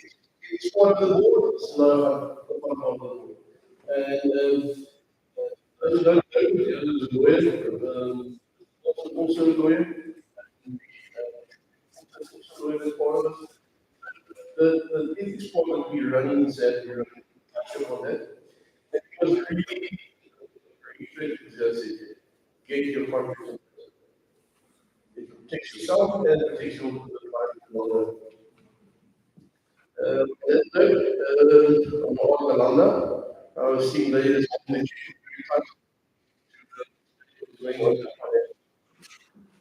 Thank you, Nico. Good morning, everyone. I want to go down in London. The track manager of Sabbs, one of the nice jobs.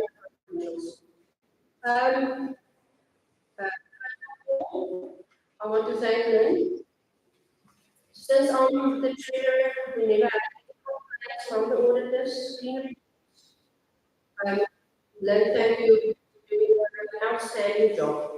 Thank you for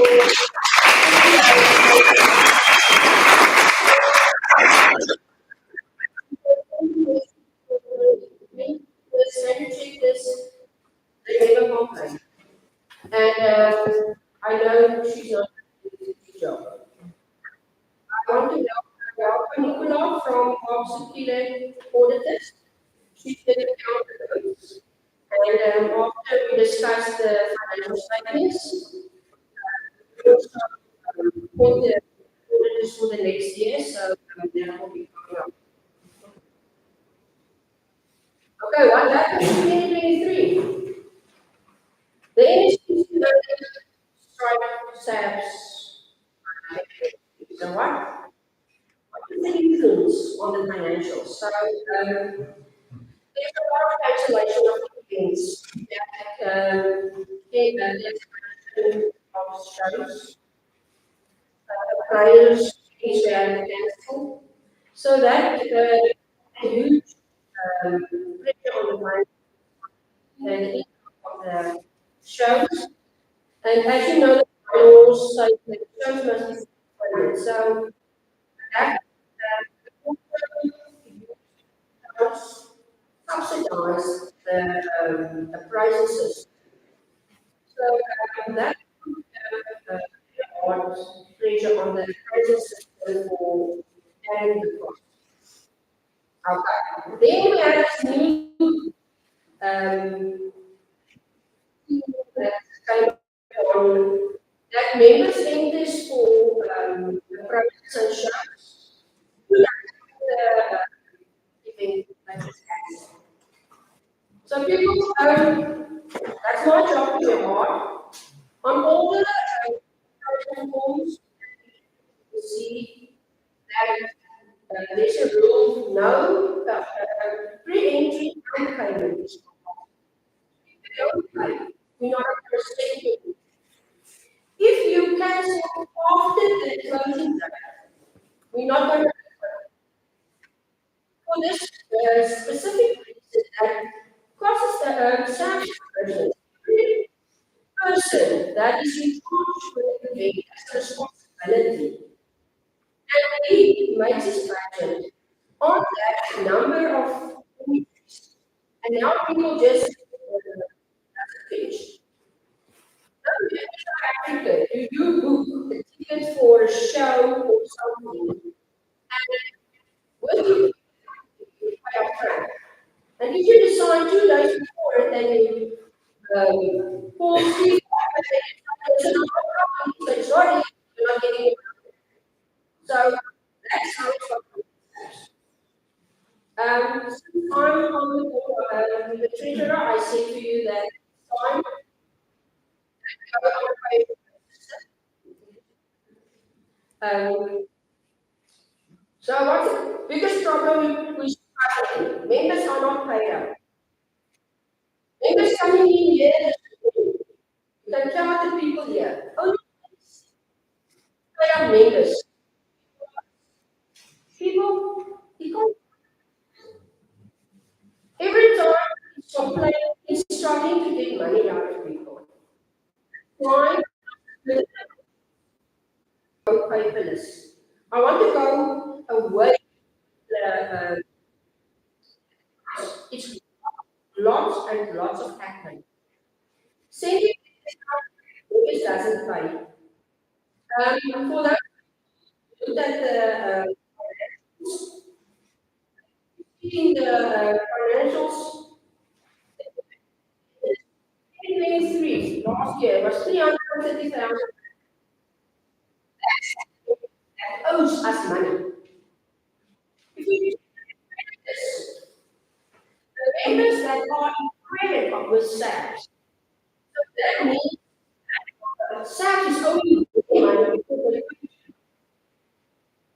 225 rand. So for every rand, there's 1 rand, 1 rand. It got to all of this. So what happens? The generous members that applies to the is stuck all this baggage of the others. It's time that we start. It's time that we make Sabbs. It's a KFC, right? It's a KFC, right? That's where we are.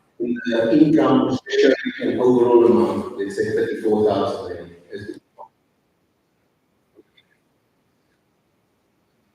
it possible to break that down to say the fixed deposit we're getting 90%? It is the case that I think Mr. Naylor made a comment from last year to say conflict of interest in terms of everything. Maybe if you can just maybe shed some light around that in terms of what evolved in terms of that. And then also who then decides the investment. So let's assume that inflation. How do we then have visibility over that as to see in terms of investment? Doing the right investment, you know, gain a bit more. Okay, Dwayne, let's write down all your stuff. First of all, the financial you want to have the interest that in the financial, so fixed deposit.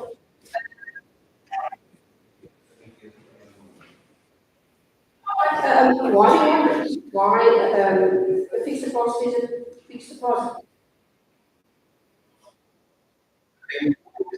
Transparency. We always say we need to be transparent. I think at the end of the day,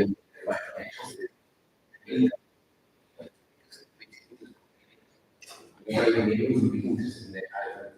I don't know if you have any other views, something just for transparency. On that, the financial statements were sent out to all the members. The financial statements the auditors. And Dwayne, As a member, as long as the company is don't have any issues and we're not that, there's no obvious signs of any corruption or anything.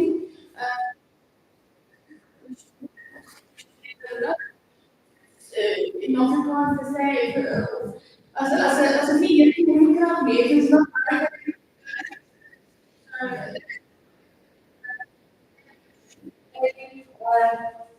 thingy, a member's vote to all of us staff.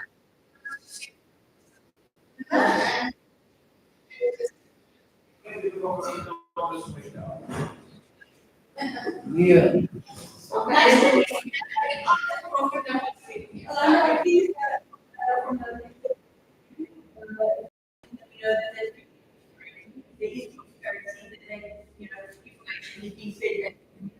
So we know where we stand, that one of the points that we're indicated regards to ensure that are getting good interest rates, are feeding that information important, very important, ensure all understand that they are accountable to ensure that, okay,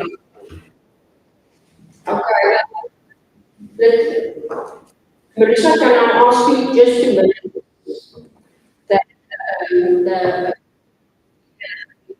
feedback on the interest? Well, I put a suggestion forward, we don't have. Line suggestion to that must be but also to the auditors, it can financials would be the discussion and what we need. In terms of how are they selected? Because I remember in 2021, they were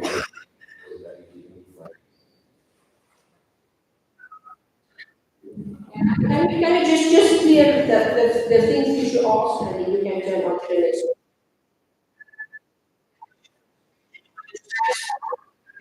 The interest on the rights on the card.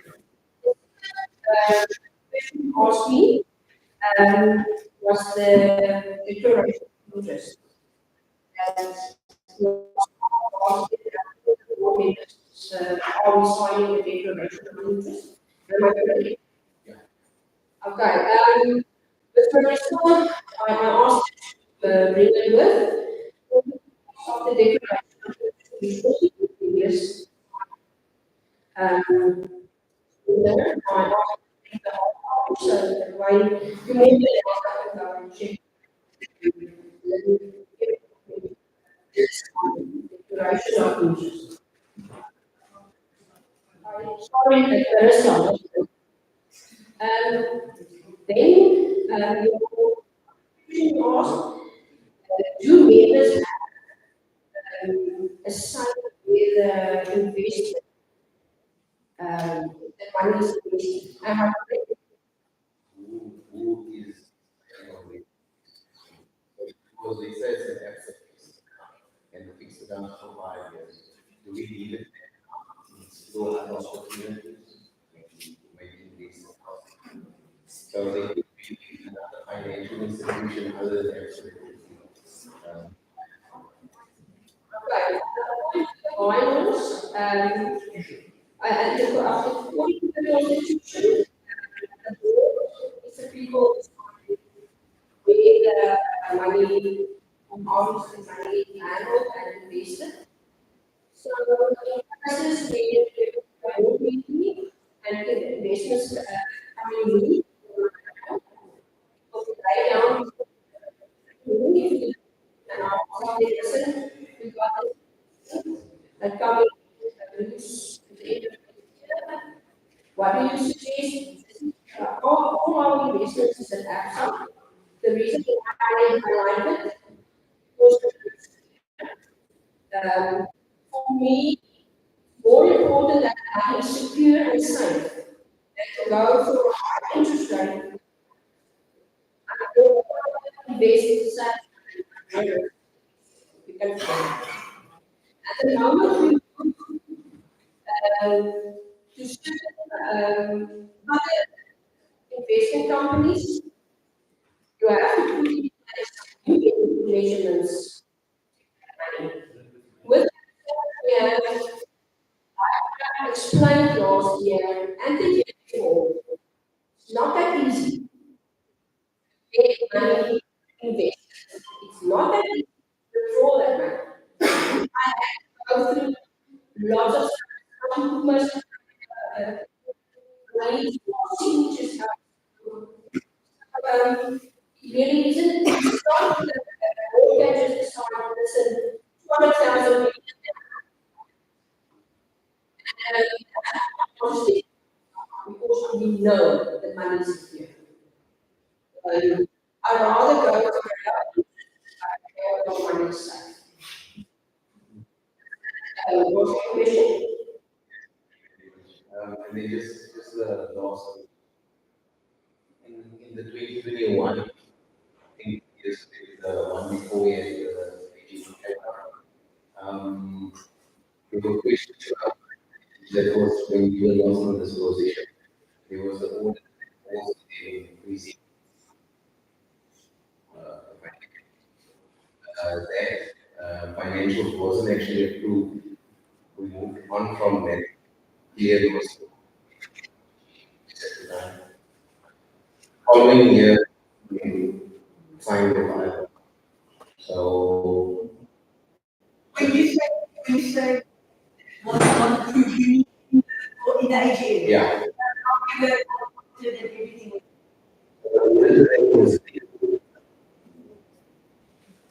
Into my next question. Because the audit that was there, we didn't spend a lot of time to do the quick. keeping in mind that it was that was his portfolio. All of the into of trying to make we could present to the financials.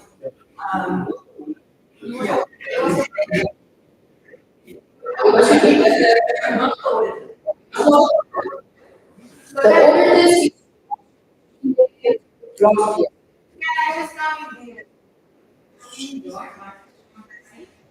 we find all other organizations, can you just tell us who we can use? This. Starbucks says, listen, you can use this card. So we go to interim activity.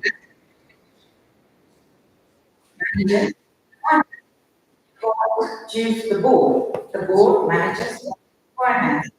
So that means we got a lot of that.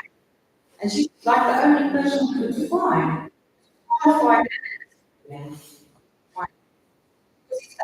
Part of the constitution was said, experience as one for qualified finance and people.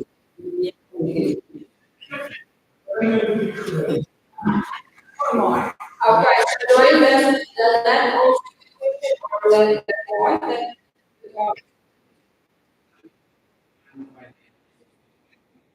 yeah, every year the auction killing was for the last 10 years.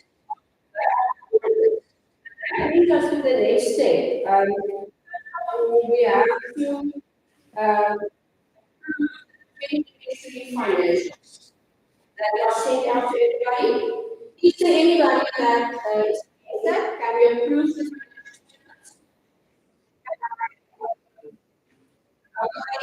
the and Sean Ritter? And then we have the appointment of the auditors for next year. They gave us a quote for the next year's audit. That will be the 2024 year. The that. Is anybody against appointing this auditors for the rest for the year? Yes. An additional recommendation, maybe just to get more patients and also just. It must have been done already, because we need to approve in the next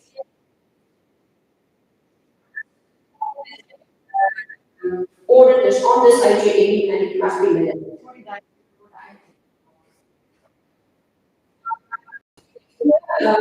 Please send in your, the 30 days before the AGM. This year, we have, option here. I think, sorry, anyway.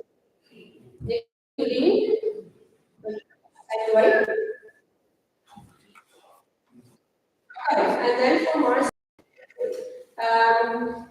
my all enjoy this. I really, it's a,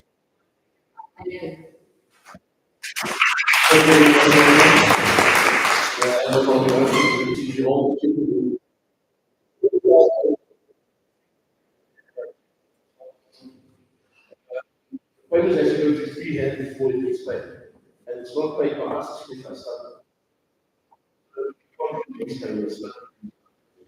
So we don't have it as an option. Make sure that we on that note, 9.6.1, unfortunately, we didn't make it because there were is part of the make it. Just a quick thing when you got treatment testing, I'll be sending out I'll send out a notice that is done. We think that and then you want to well, in the long run,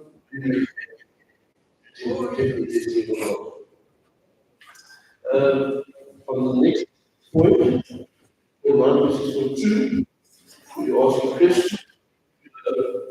There's on the system that is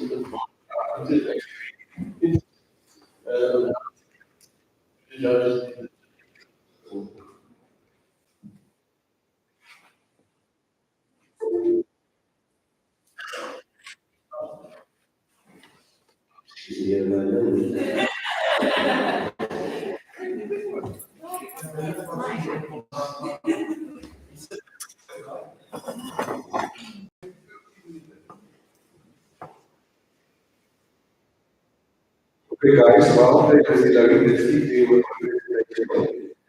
My name is Christian. Most of you know me. I've been involved with all the shows, helping the shows, and all through the little meals that bother me and how is taking place. So, really also, I want to put up my hand and become part of this organization. So, I wrote the exams. So I'm busy in the process of being an appraiser. While I've been working with senior appraisers, learned a lot of how to look at the dog, how to do the show appraising, how to do the show judging. I'm working with most of you appraisers and how to work and the pressure that you are and show. While this was taking place, a lot of loopholes, a lot of inconsistency, and I really do respect the senior appraisers. It's not that I, as a showing your things, that's not I want to get the system in line. See the same methods. That's what we are looking for. Right, so on show and the regional shows and all the little shows that we do, only appoint one appraiser, who is normally, or maybe a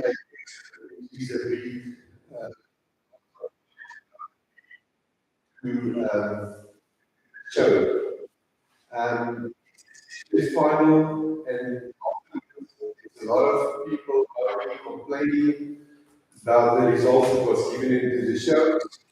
I received a lot of WhatsApp calls, everybody's about it, and even going towards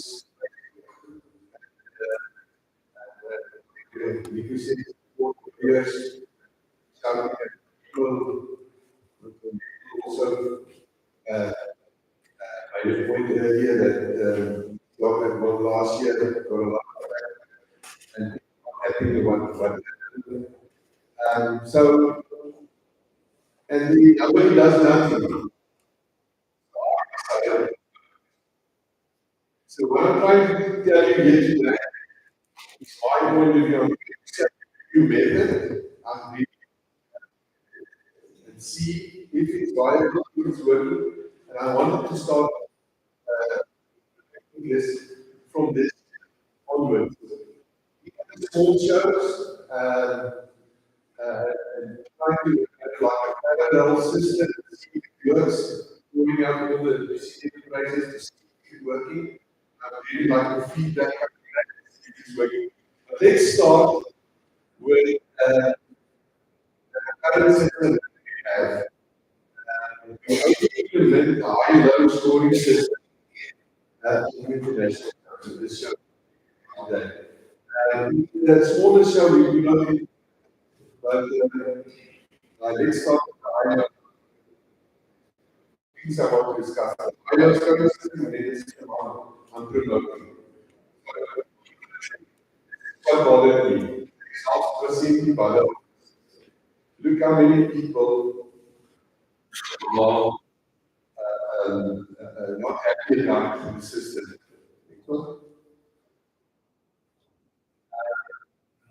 The judging, look how many people say no. Yes.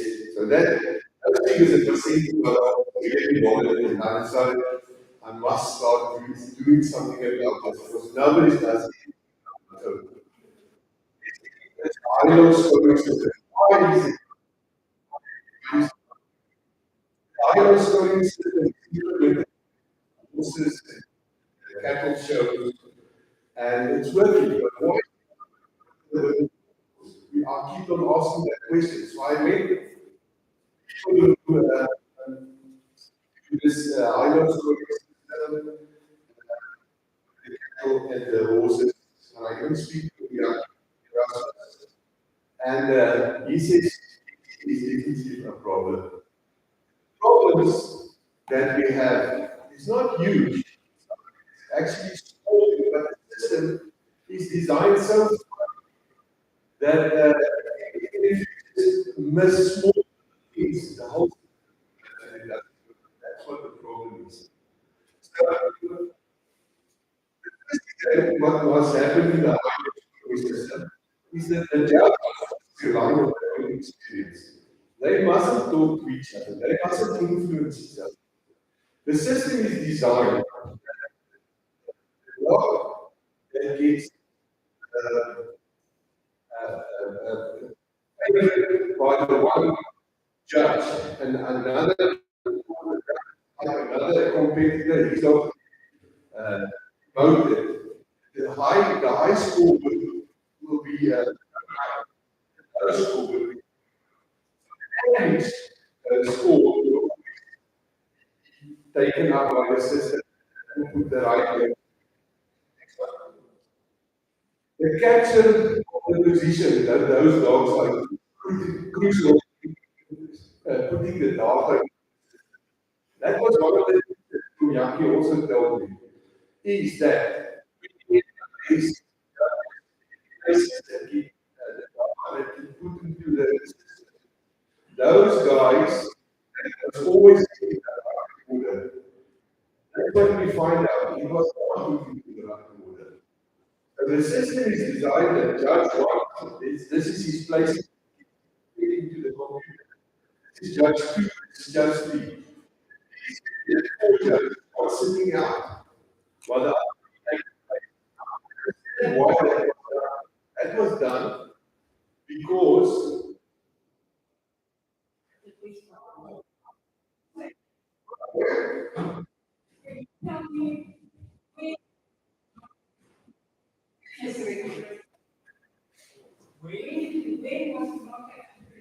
2000 and it was either 2019.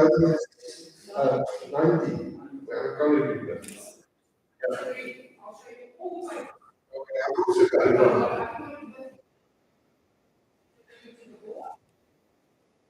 All right, but that was one of the problems that was put in the wrong way around and didn't give the right result. But anyway, on the capturing of regulation is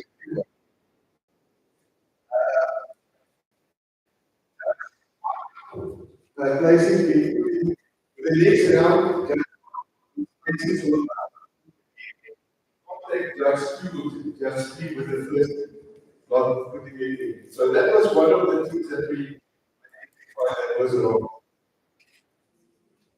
So as I said, the system is designed to catch up the bias to be made in case. I know we all people sometimes we miss things. Sometimes we miss follow the law by the judge's sword.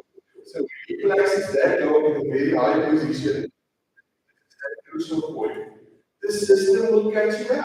The system will throw it down. The system will throw it back through. So the higher scoring is a good system. It doesn't work. But all adjustments are needed to make it work. That is crucial. So, first of all, so it's the judges. The system cannot work if the judges will find so that law is going to do that one second. That in all three of them, taking up mechanism, you must rely on your own eyes. That law, choose fault and you miss it. The system will correct it. That is how it is. But if you all choose one law, all do second function. So that is my IO scoring system. Let me find out. So it is good. We must just implement it. Okay, so that's right.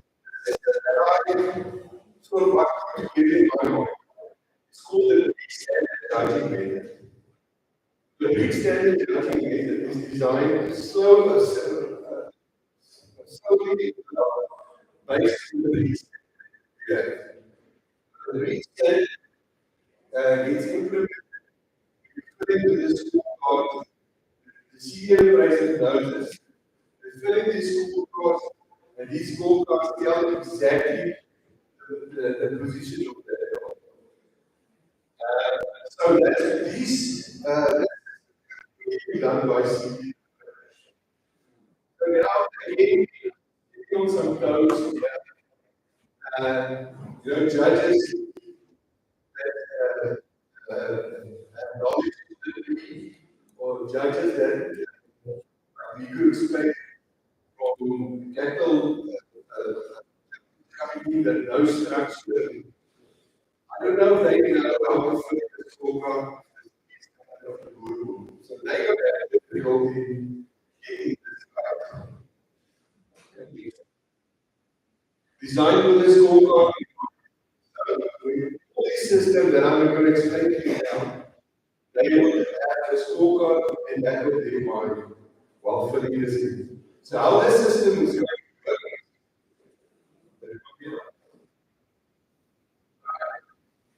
It's going to be based on 4 sections. The dogs are going to be guys structure. Structure, volume, movement, and show. The system is going. First of all, the volume. Volume is going to be on the height. Chest width, bone thickness, shoulder width, balance, head size and shape, hind quarters. Those ones are going to be the volume. The structures, I'm going to get back to now. Back angulation, because the roof area is the back angulation, the tail seeking. Top line, stance, movement. Resilience, if that dog is parallel, top line, fixed roll, shoulder attachment. You see all those things along the scorecard. You will realize you fill in the scorecard. That's what you get. This is what this is. The external reasons. The dog is confident, obedient, safe person, sure. Over-regulation of the dogs, not biting them. So that's not the points that you are going to judge. So what the judge is going to have, how are we going? What's his scorecard? Does he know? How will it work? The judges will have a clipboard indicating the dog's number and with the 4 sections in mentioned, the structure, the volume, the movement, and the show presence. Now, there's the judges. So, there's the dog that is in front of them with the dog numbers. These the 4 sections, structural, volume, movement, and show presence. So, all the judges does. All that does is he just places the dog out of the whole 9 8 dogs, 8 dogs are there. He places the structure. That one is first, that one is second, that one is third. Then it goes to volume, that one is first, that one is second. It goes to movement, while the dogs are moving, that one is third, that one is second, that one is third. All this in mind with the reset. And then obviously the numbers get counted and the dog is most towards the first place. What's got the least is obviously the winner. So the dog, the least structure, nearest to first place on the volume, nearest to first place on the movement, nearest to first place on the show presence. Obviously, he's going to have the lowest score. And he's going to be the winner. So even if the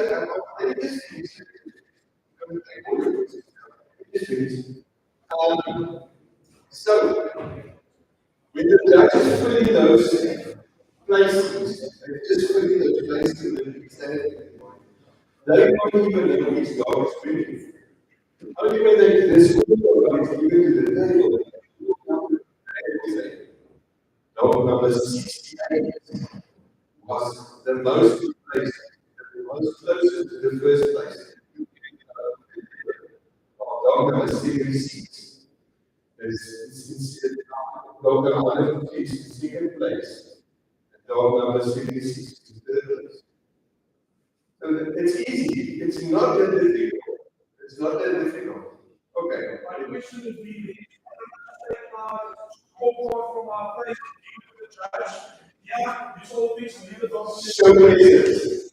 So reasons not no, so reasons is not there.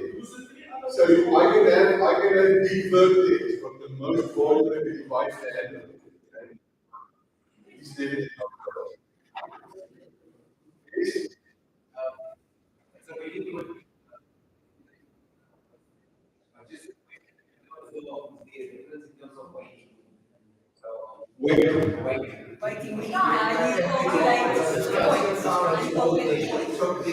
No. When you wait for what?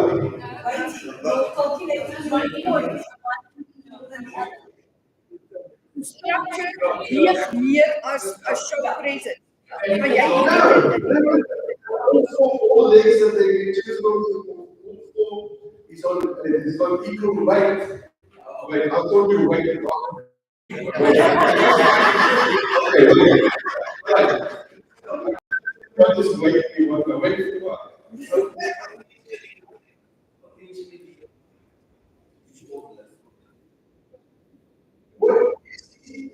This is not a very difficult system. I've sat by shows with this system, and I judge it according to the volume, to the structure, to the movement of the show. That one is first, that one is second, that one is fourth. Just place it, plug them together, and then obviously that out with the closest to the winner. They're all the same.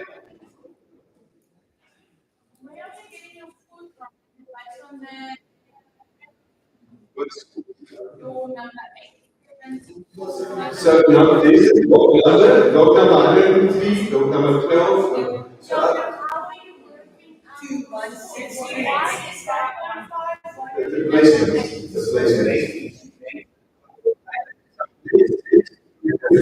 Structural.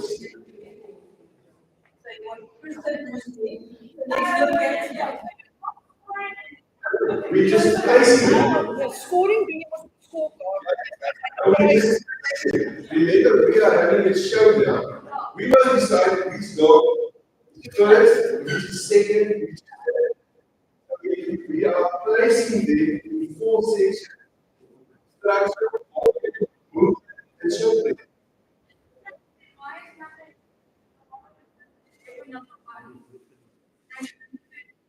So dog number 68. And the structural division is fourth.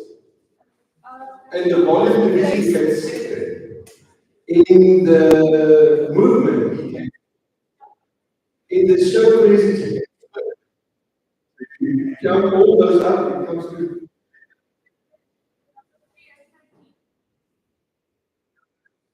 Number 76 is 30. dog number 6 came in the structural was first.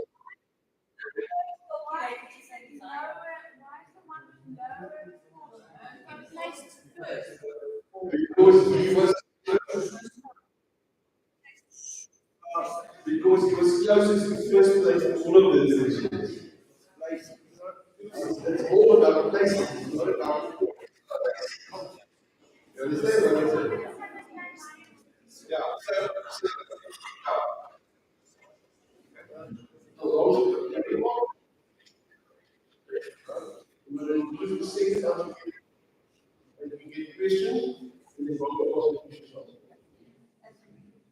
So yes, this is all about places, it's not about, but you get to that place, you must have to understand it in your mind. Because that's how you get it up.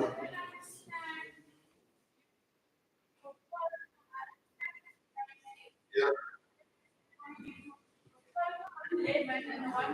You cannot 4 plus 1 is 11. Okay, yeah? Because number 1 is 1 point. First place is equals 1.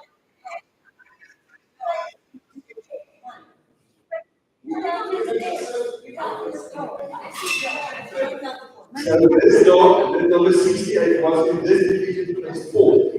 Second, 4, 1. So you know, add those up, it's 11. Yeah.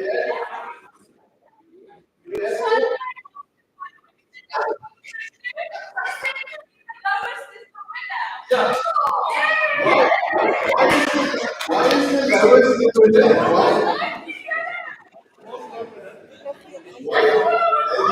Why is the lowest in the winner? Because he was. Okay. So you add up all these people, you add them to see the least. So he's first. Second, and he's third. It's really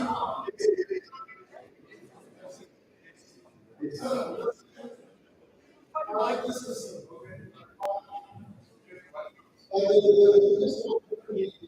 That is on $50. If there's $50 in the clause,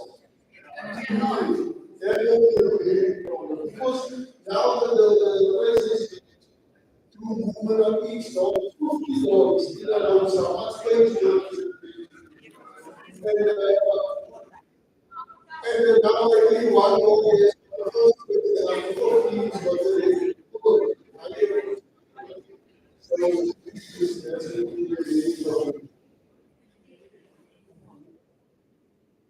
So what we use in that case, I have followed out that theory. I have followed out that.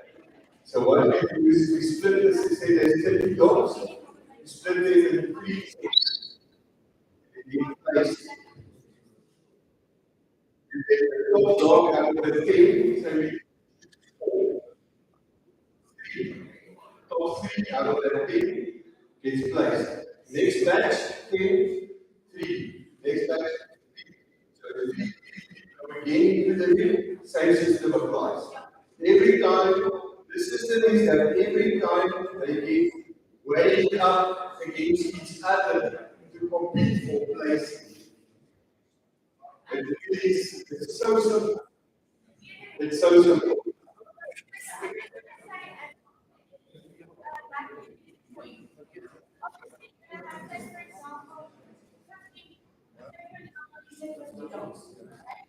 The dogs being split up into classes anyway at the national. It's very rare that you get 50 dogs at the regional structure and a regional structure. So I think this is going to take a little bit more time. It's going to take a little bit more running around it's going to take a bit more time, but I would rather, if not remove it, fine, but like, I'm not sure, but I would rather as a minimum, and something that's free when the show 3 days, you know, and have something to go with the system. You're running out of time, a lot of people was ready for the show. Because to answer questions either online or by email, because Okay, that was why I'm here today. It's just to explain, it's just a plain simple system here, which is really effective. You've got 3 dogs, you've got 50 dogs. You can do this. It's not that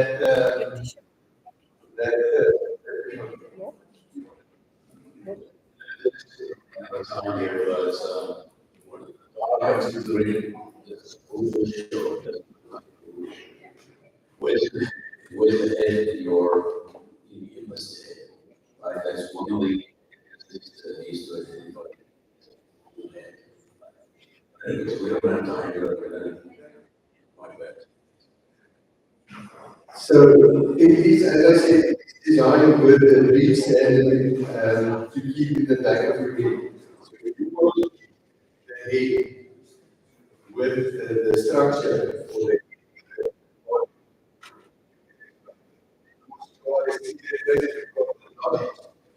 to place, you're going to say that dog has got a better head than that. That's why I'm going to put the head with my structure or with my body. And that's why that dog is better. It has stitches. If you have all the stitches, one of these, closest to it, you look at it. So this is all about places. It's not about scoring the dog. Scoring the dog. We are talking show regular. This is a show judging here. Not a place. The dog.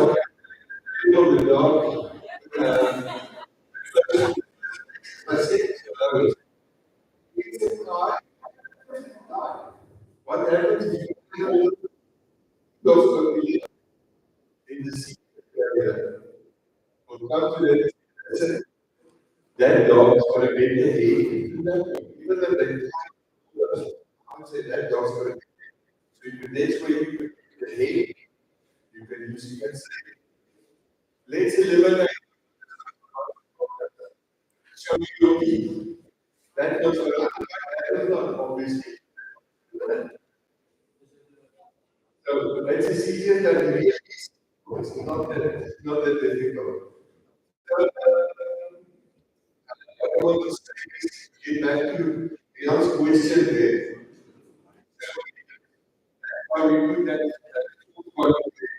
places. Really is important dog to be a we want to show dog. So it's welcome, I'm here for the days. Welcome to stop. Welcome to argue with me. You're welcome. I'm open for any suggestions. And we really want to get the system going. And,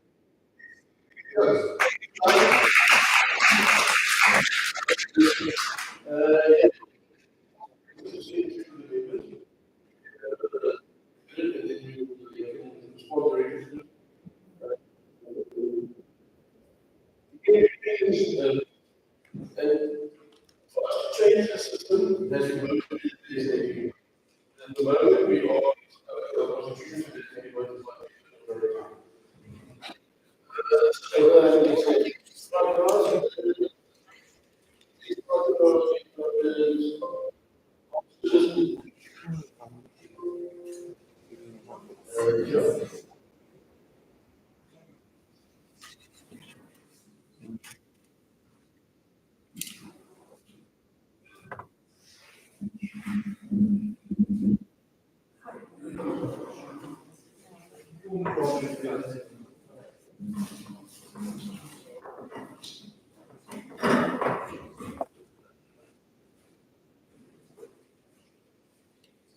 I'll be very quick. So the last time achievement award, we introduced this in 2021.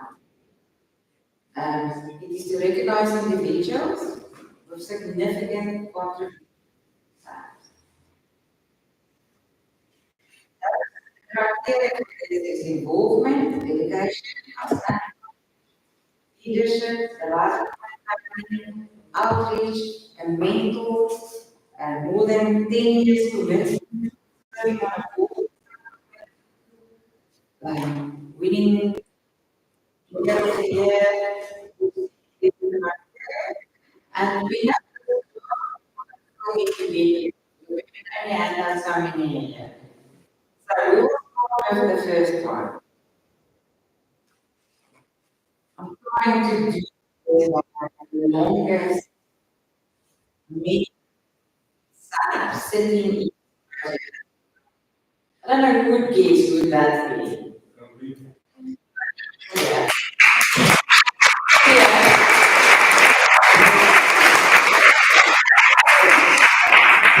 But he since 1994.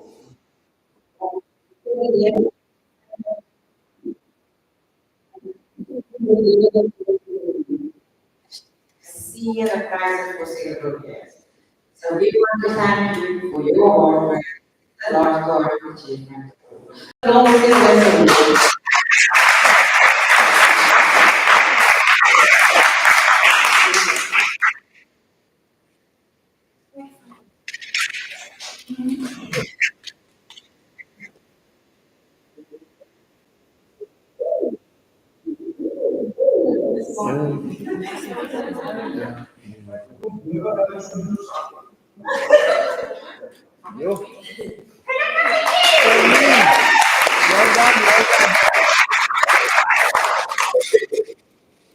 the next report is going to somebody who is so we would want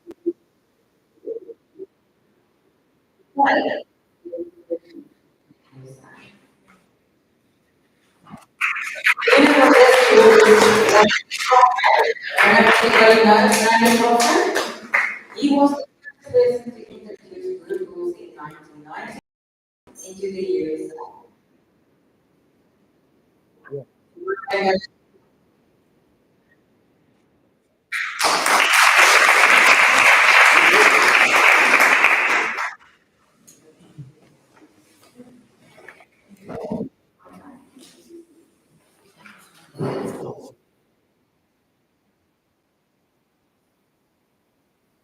The next person, we would like, the only person I think that can accept this award on her would be Kristen.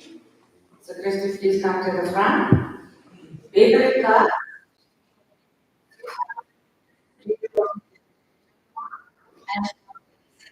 And thank you for your work.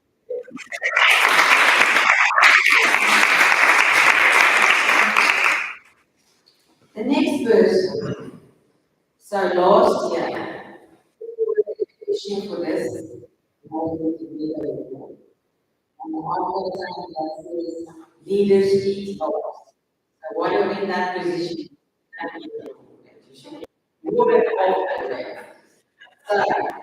So, Chandra's been a board member for 8 years, head of the ethics, incredible job getting there. And we still use Chandra as an advisor for Sabbs. She is so hard when it comes to matters of Sabbs. So I want to go and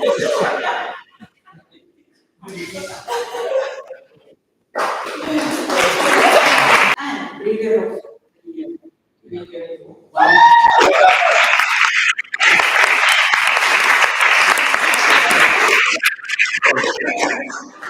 Well done, Sandra.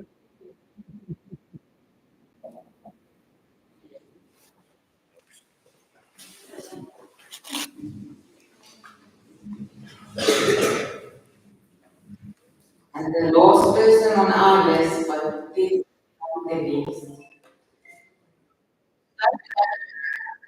Then it's here, sort of working for Gary. He was a teacher for many years. I mean, everybody. And then worked for Kenny, and then she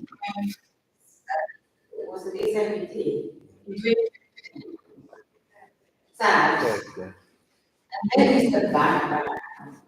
I mean, if we don't have something to go to a shower, I found that.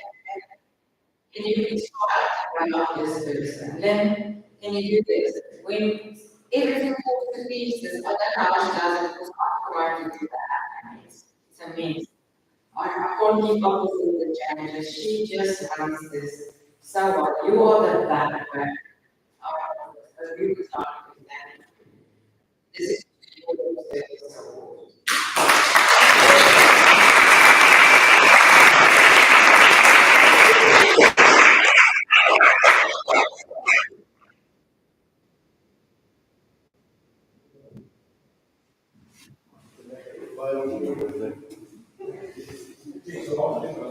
Well done, Vince. Well done.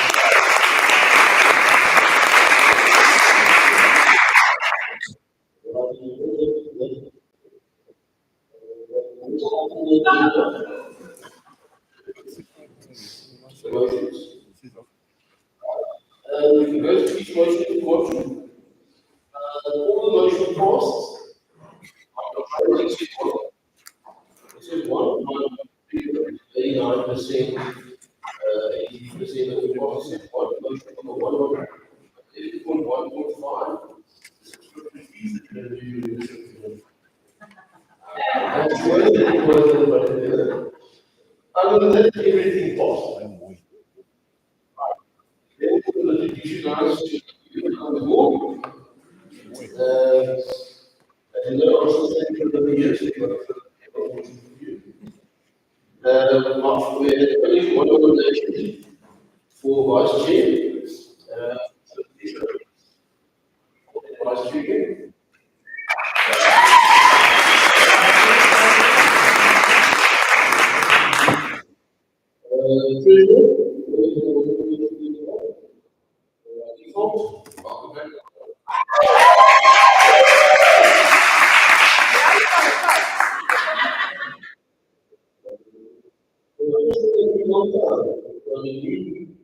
Board member of the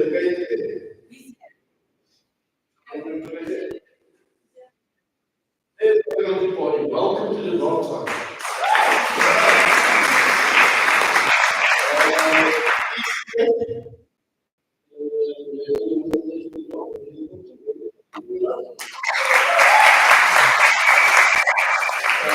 Overseas,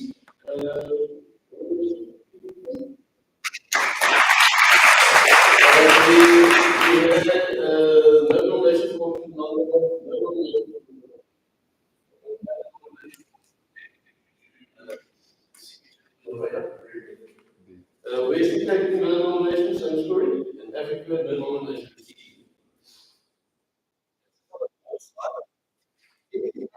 Someone to discuss?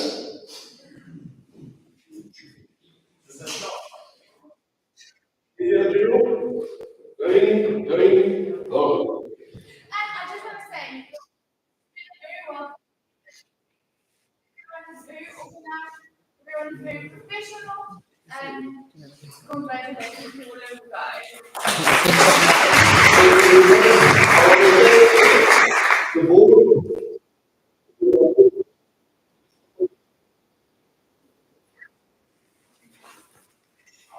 Yeah, it's probably just going to be behind this. We'll take all the members that are for all. Receive maybe come visit us. This partners in Africa, at the Orient Resort. The next meeting will probably take place in the year. We don't wait. We will wait for 2 months to notify we for these 2 months. So we can make it. Okay, before everyone goes, I just want to thank you on behalf of the board. Thank you.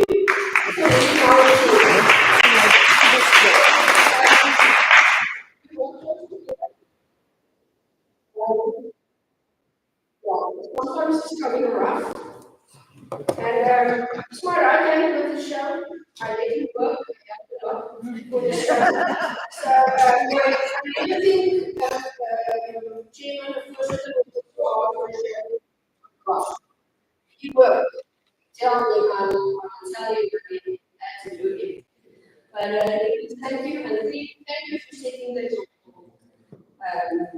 yeah. That's what I mean. Thank you.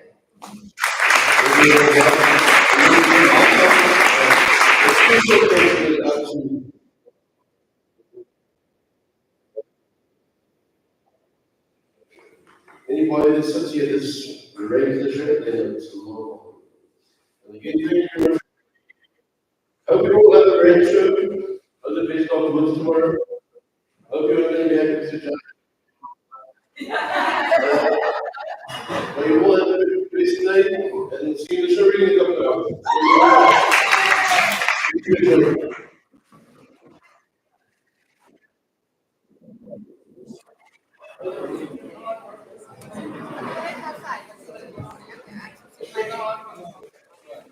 Thank you.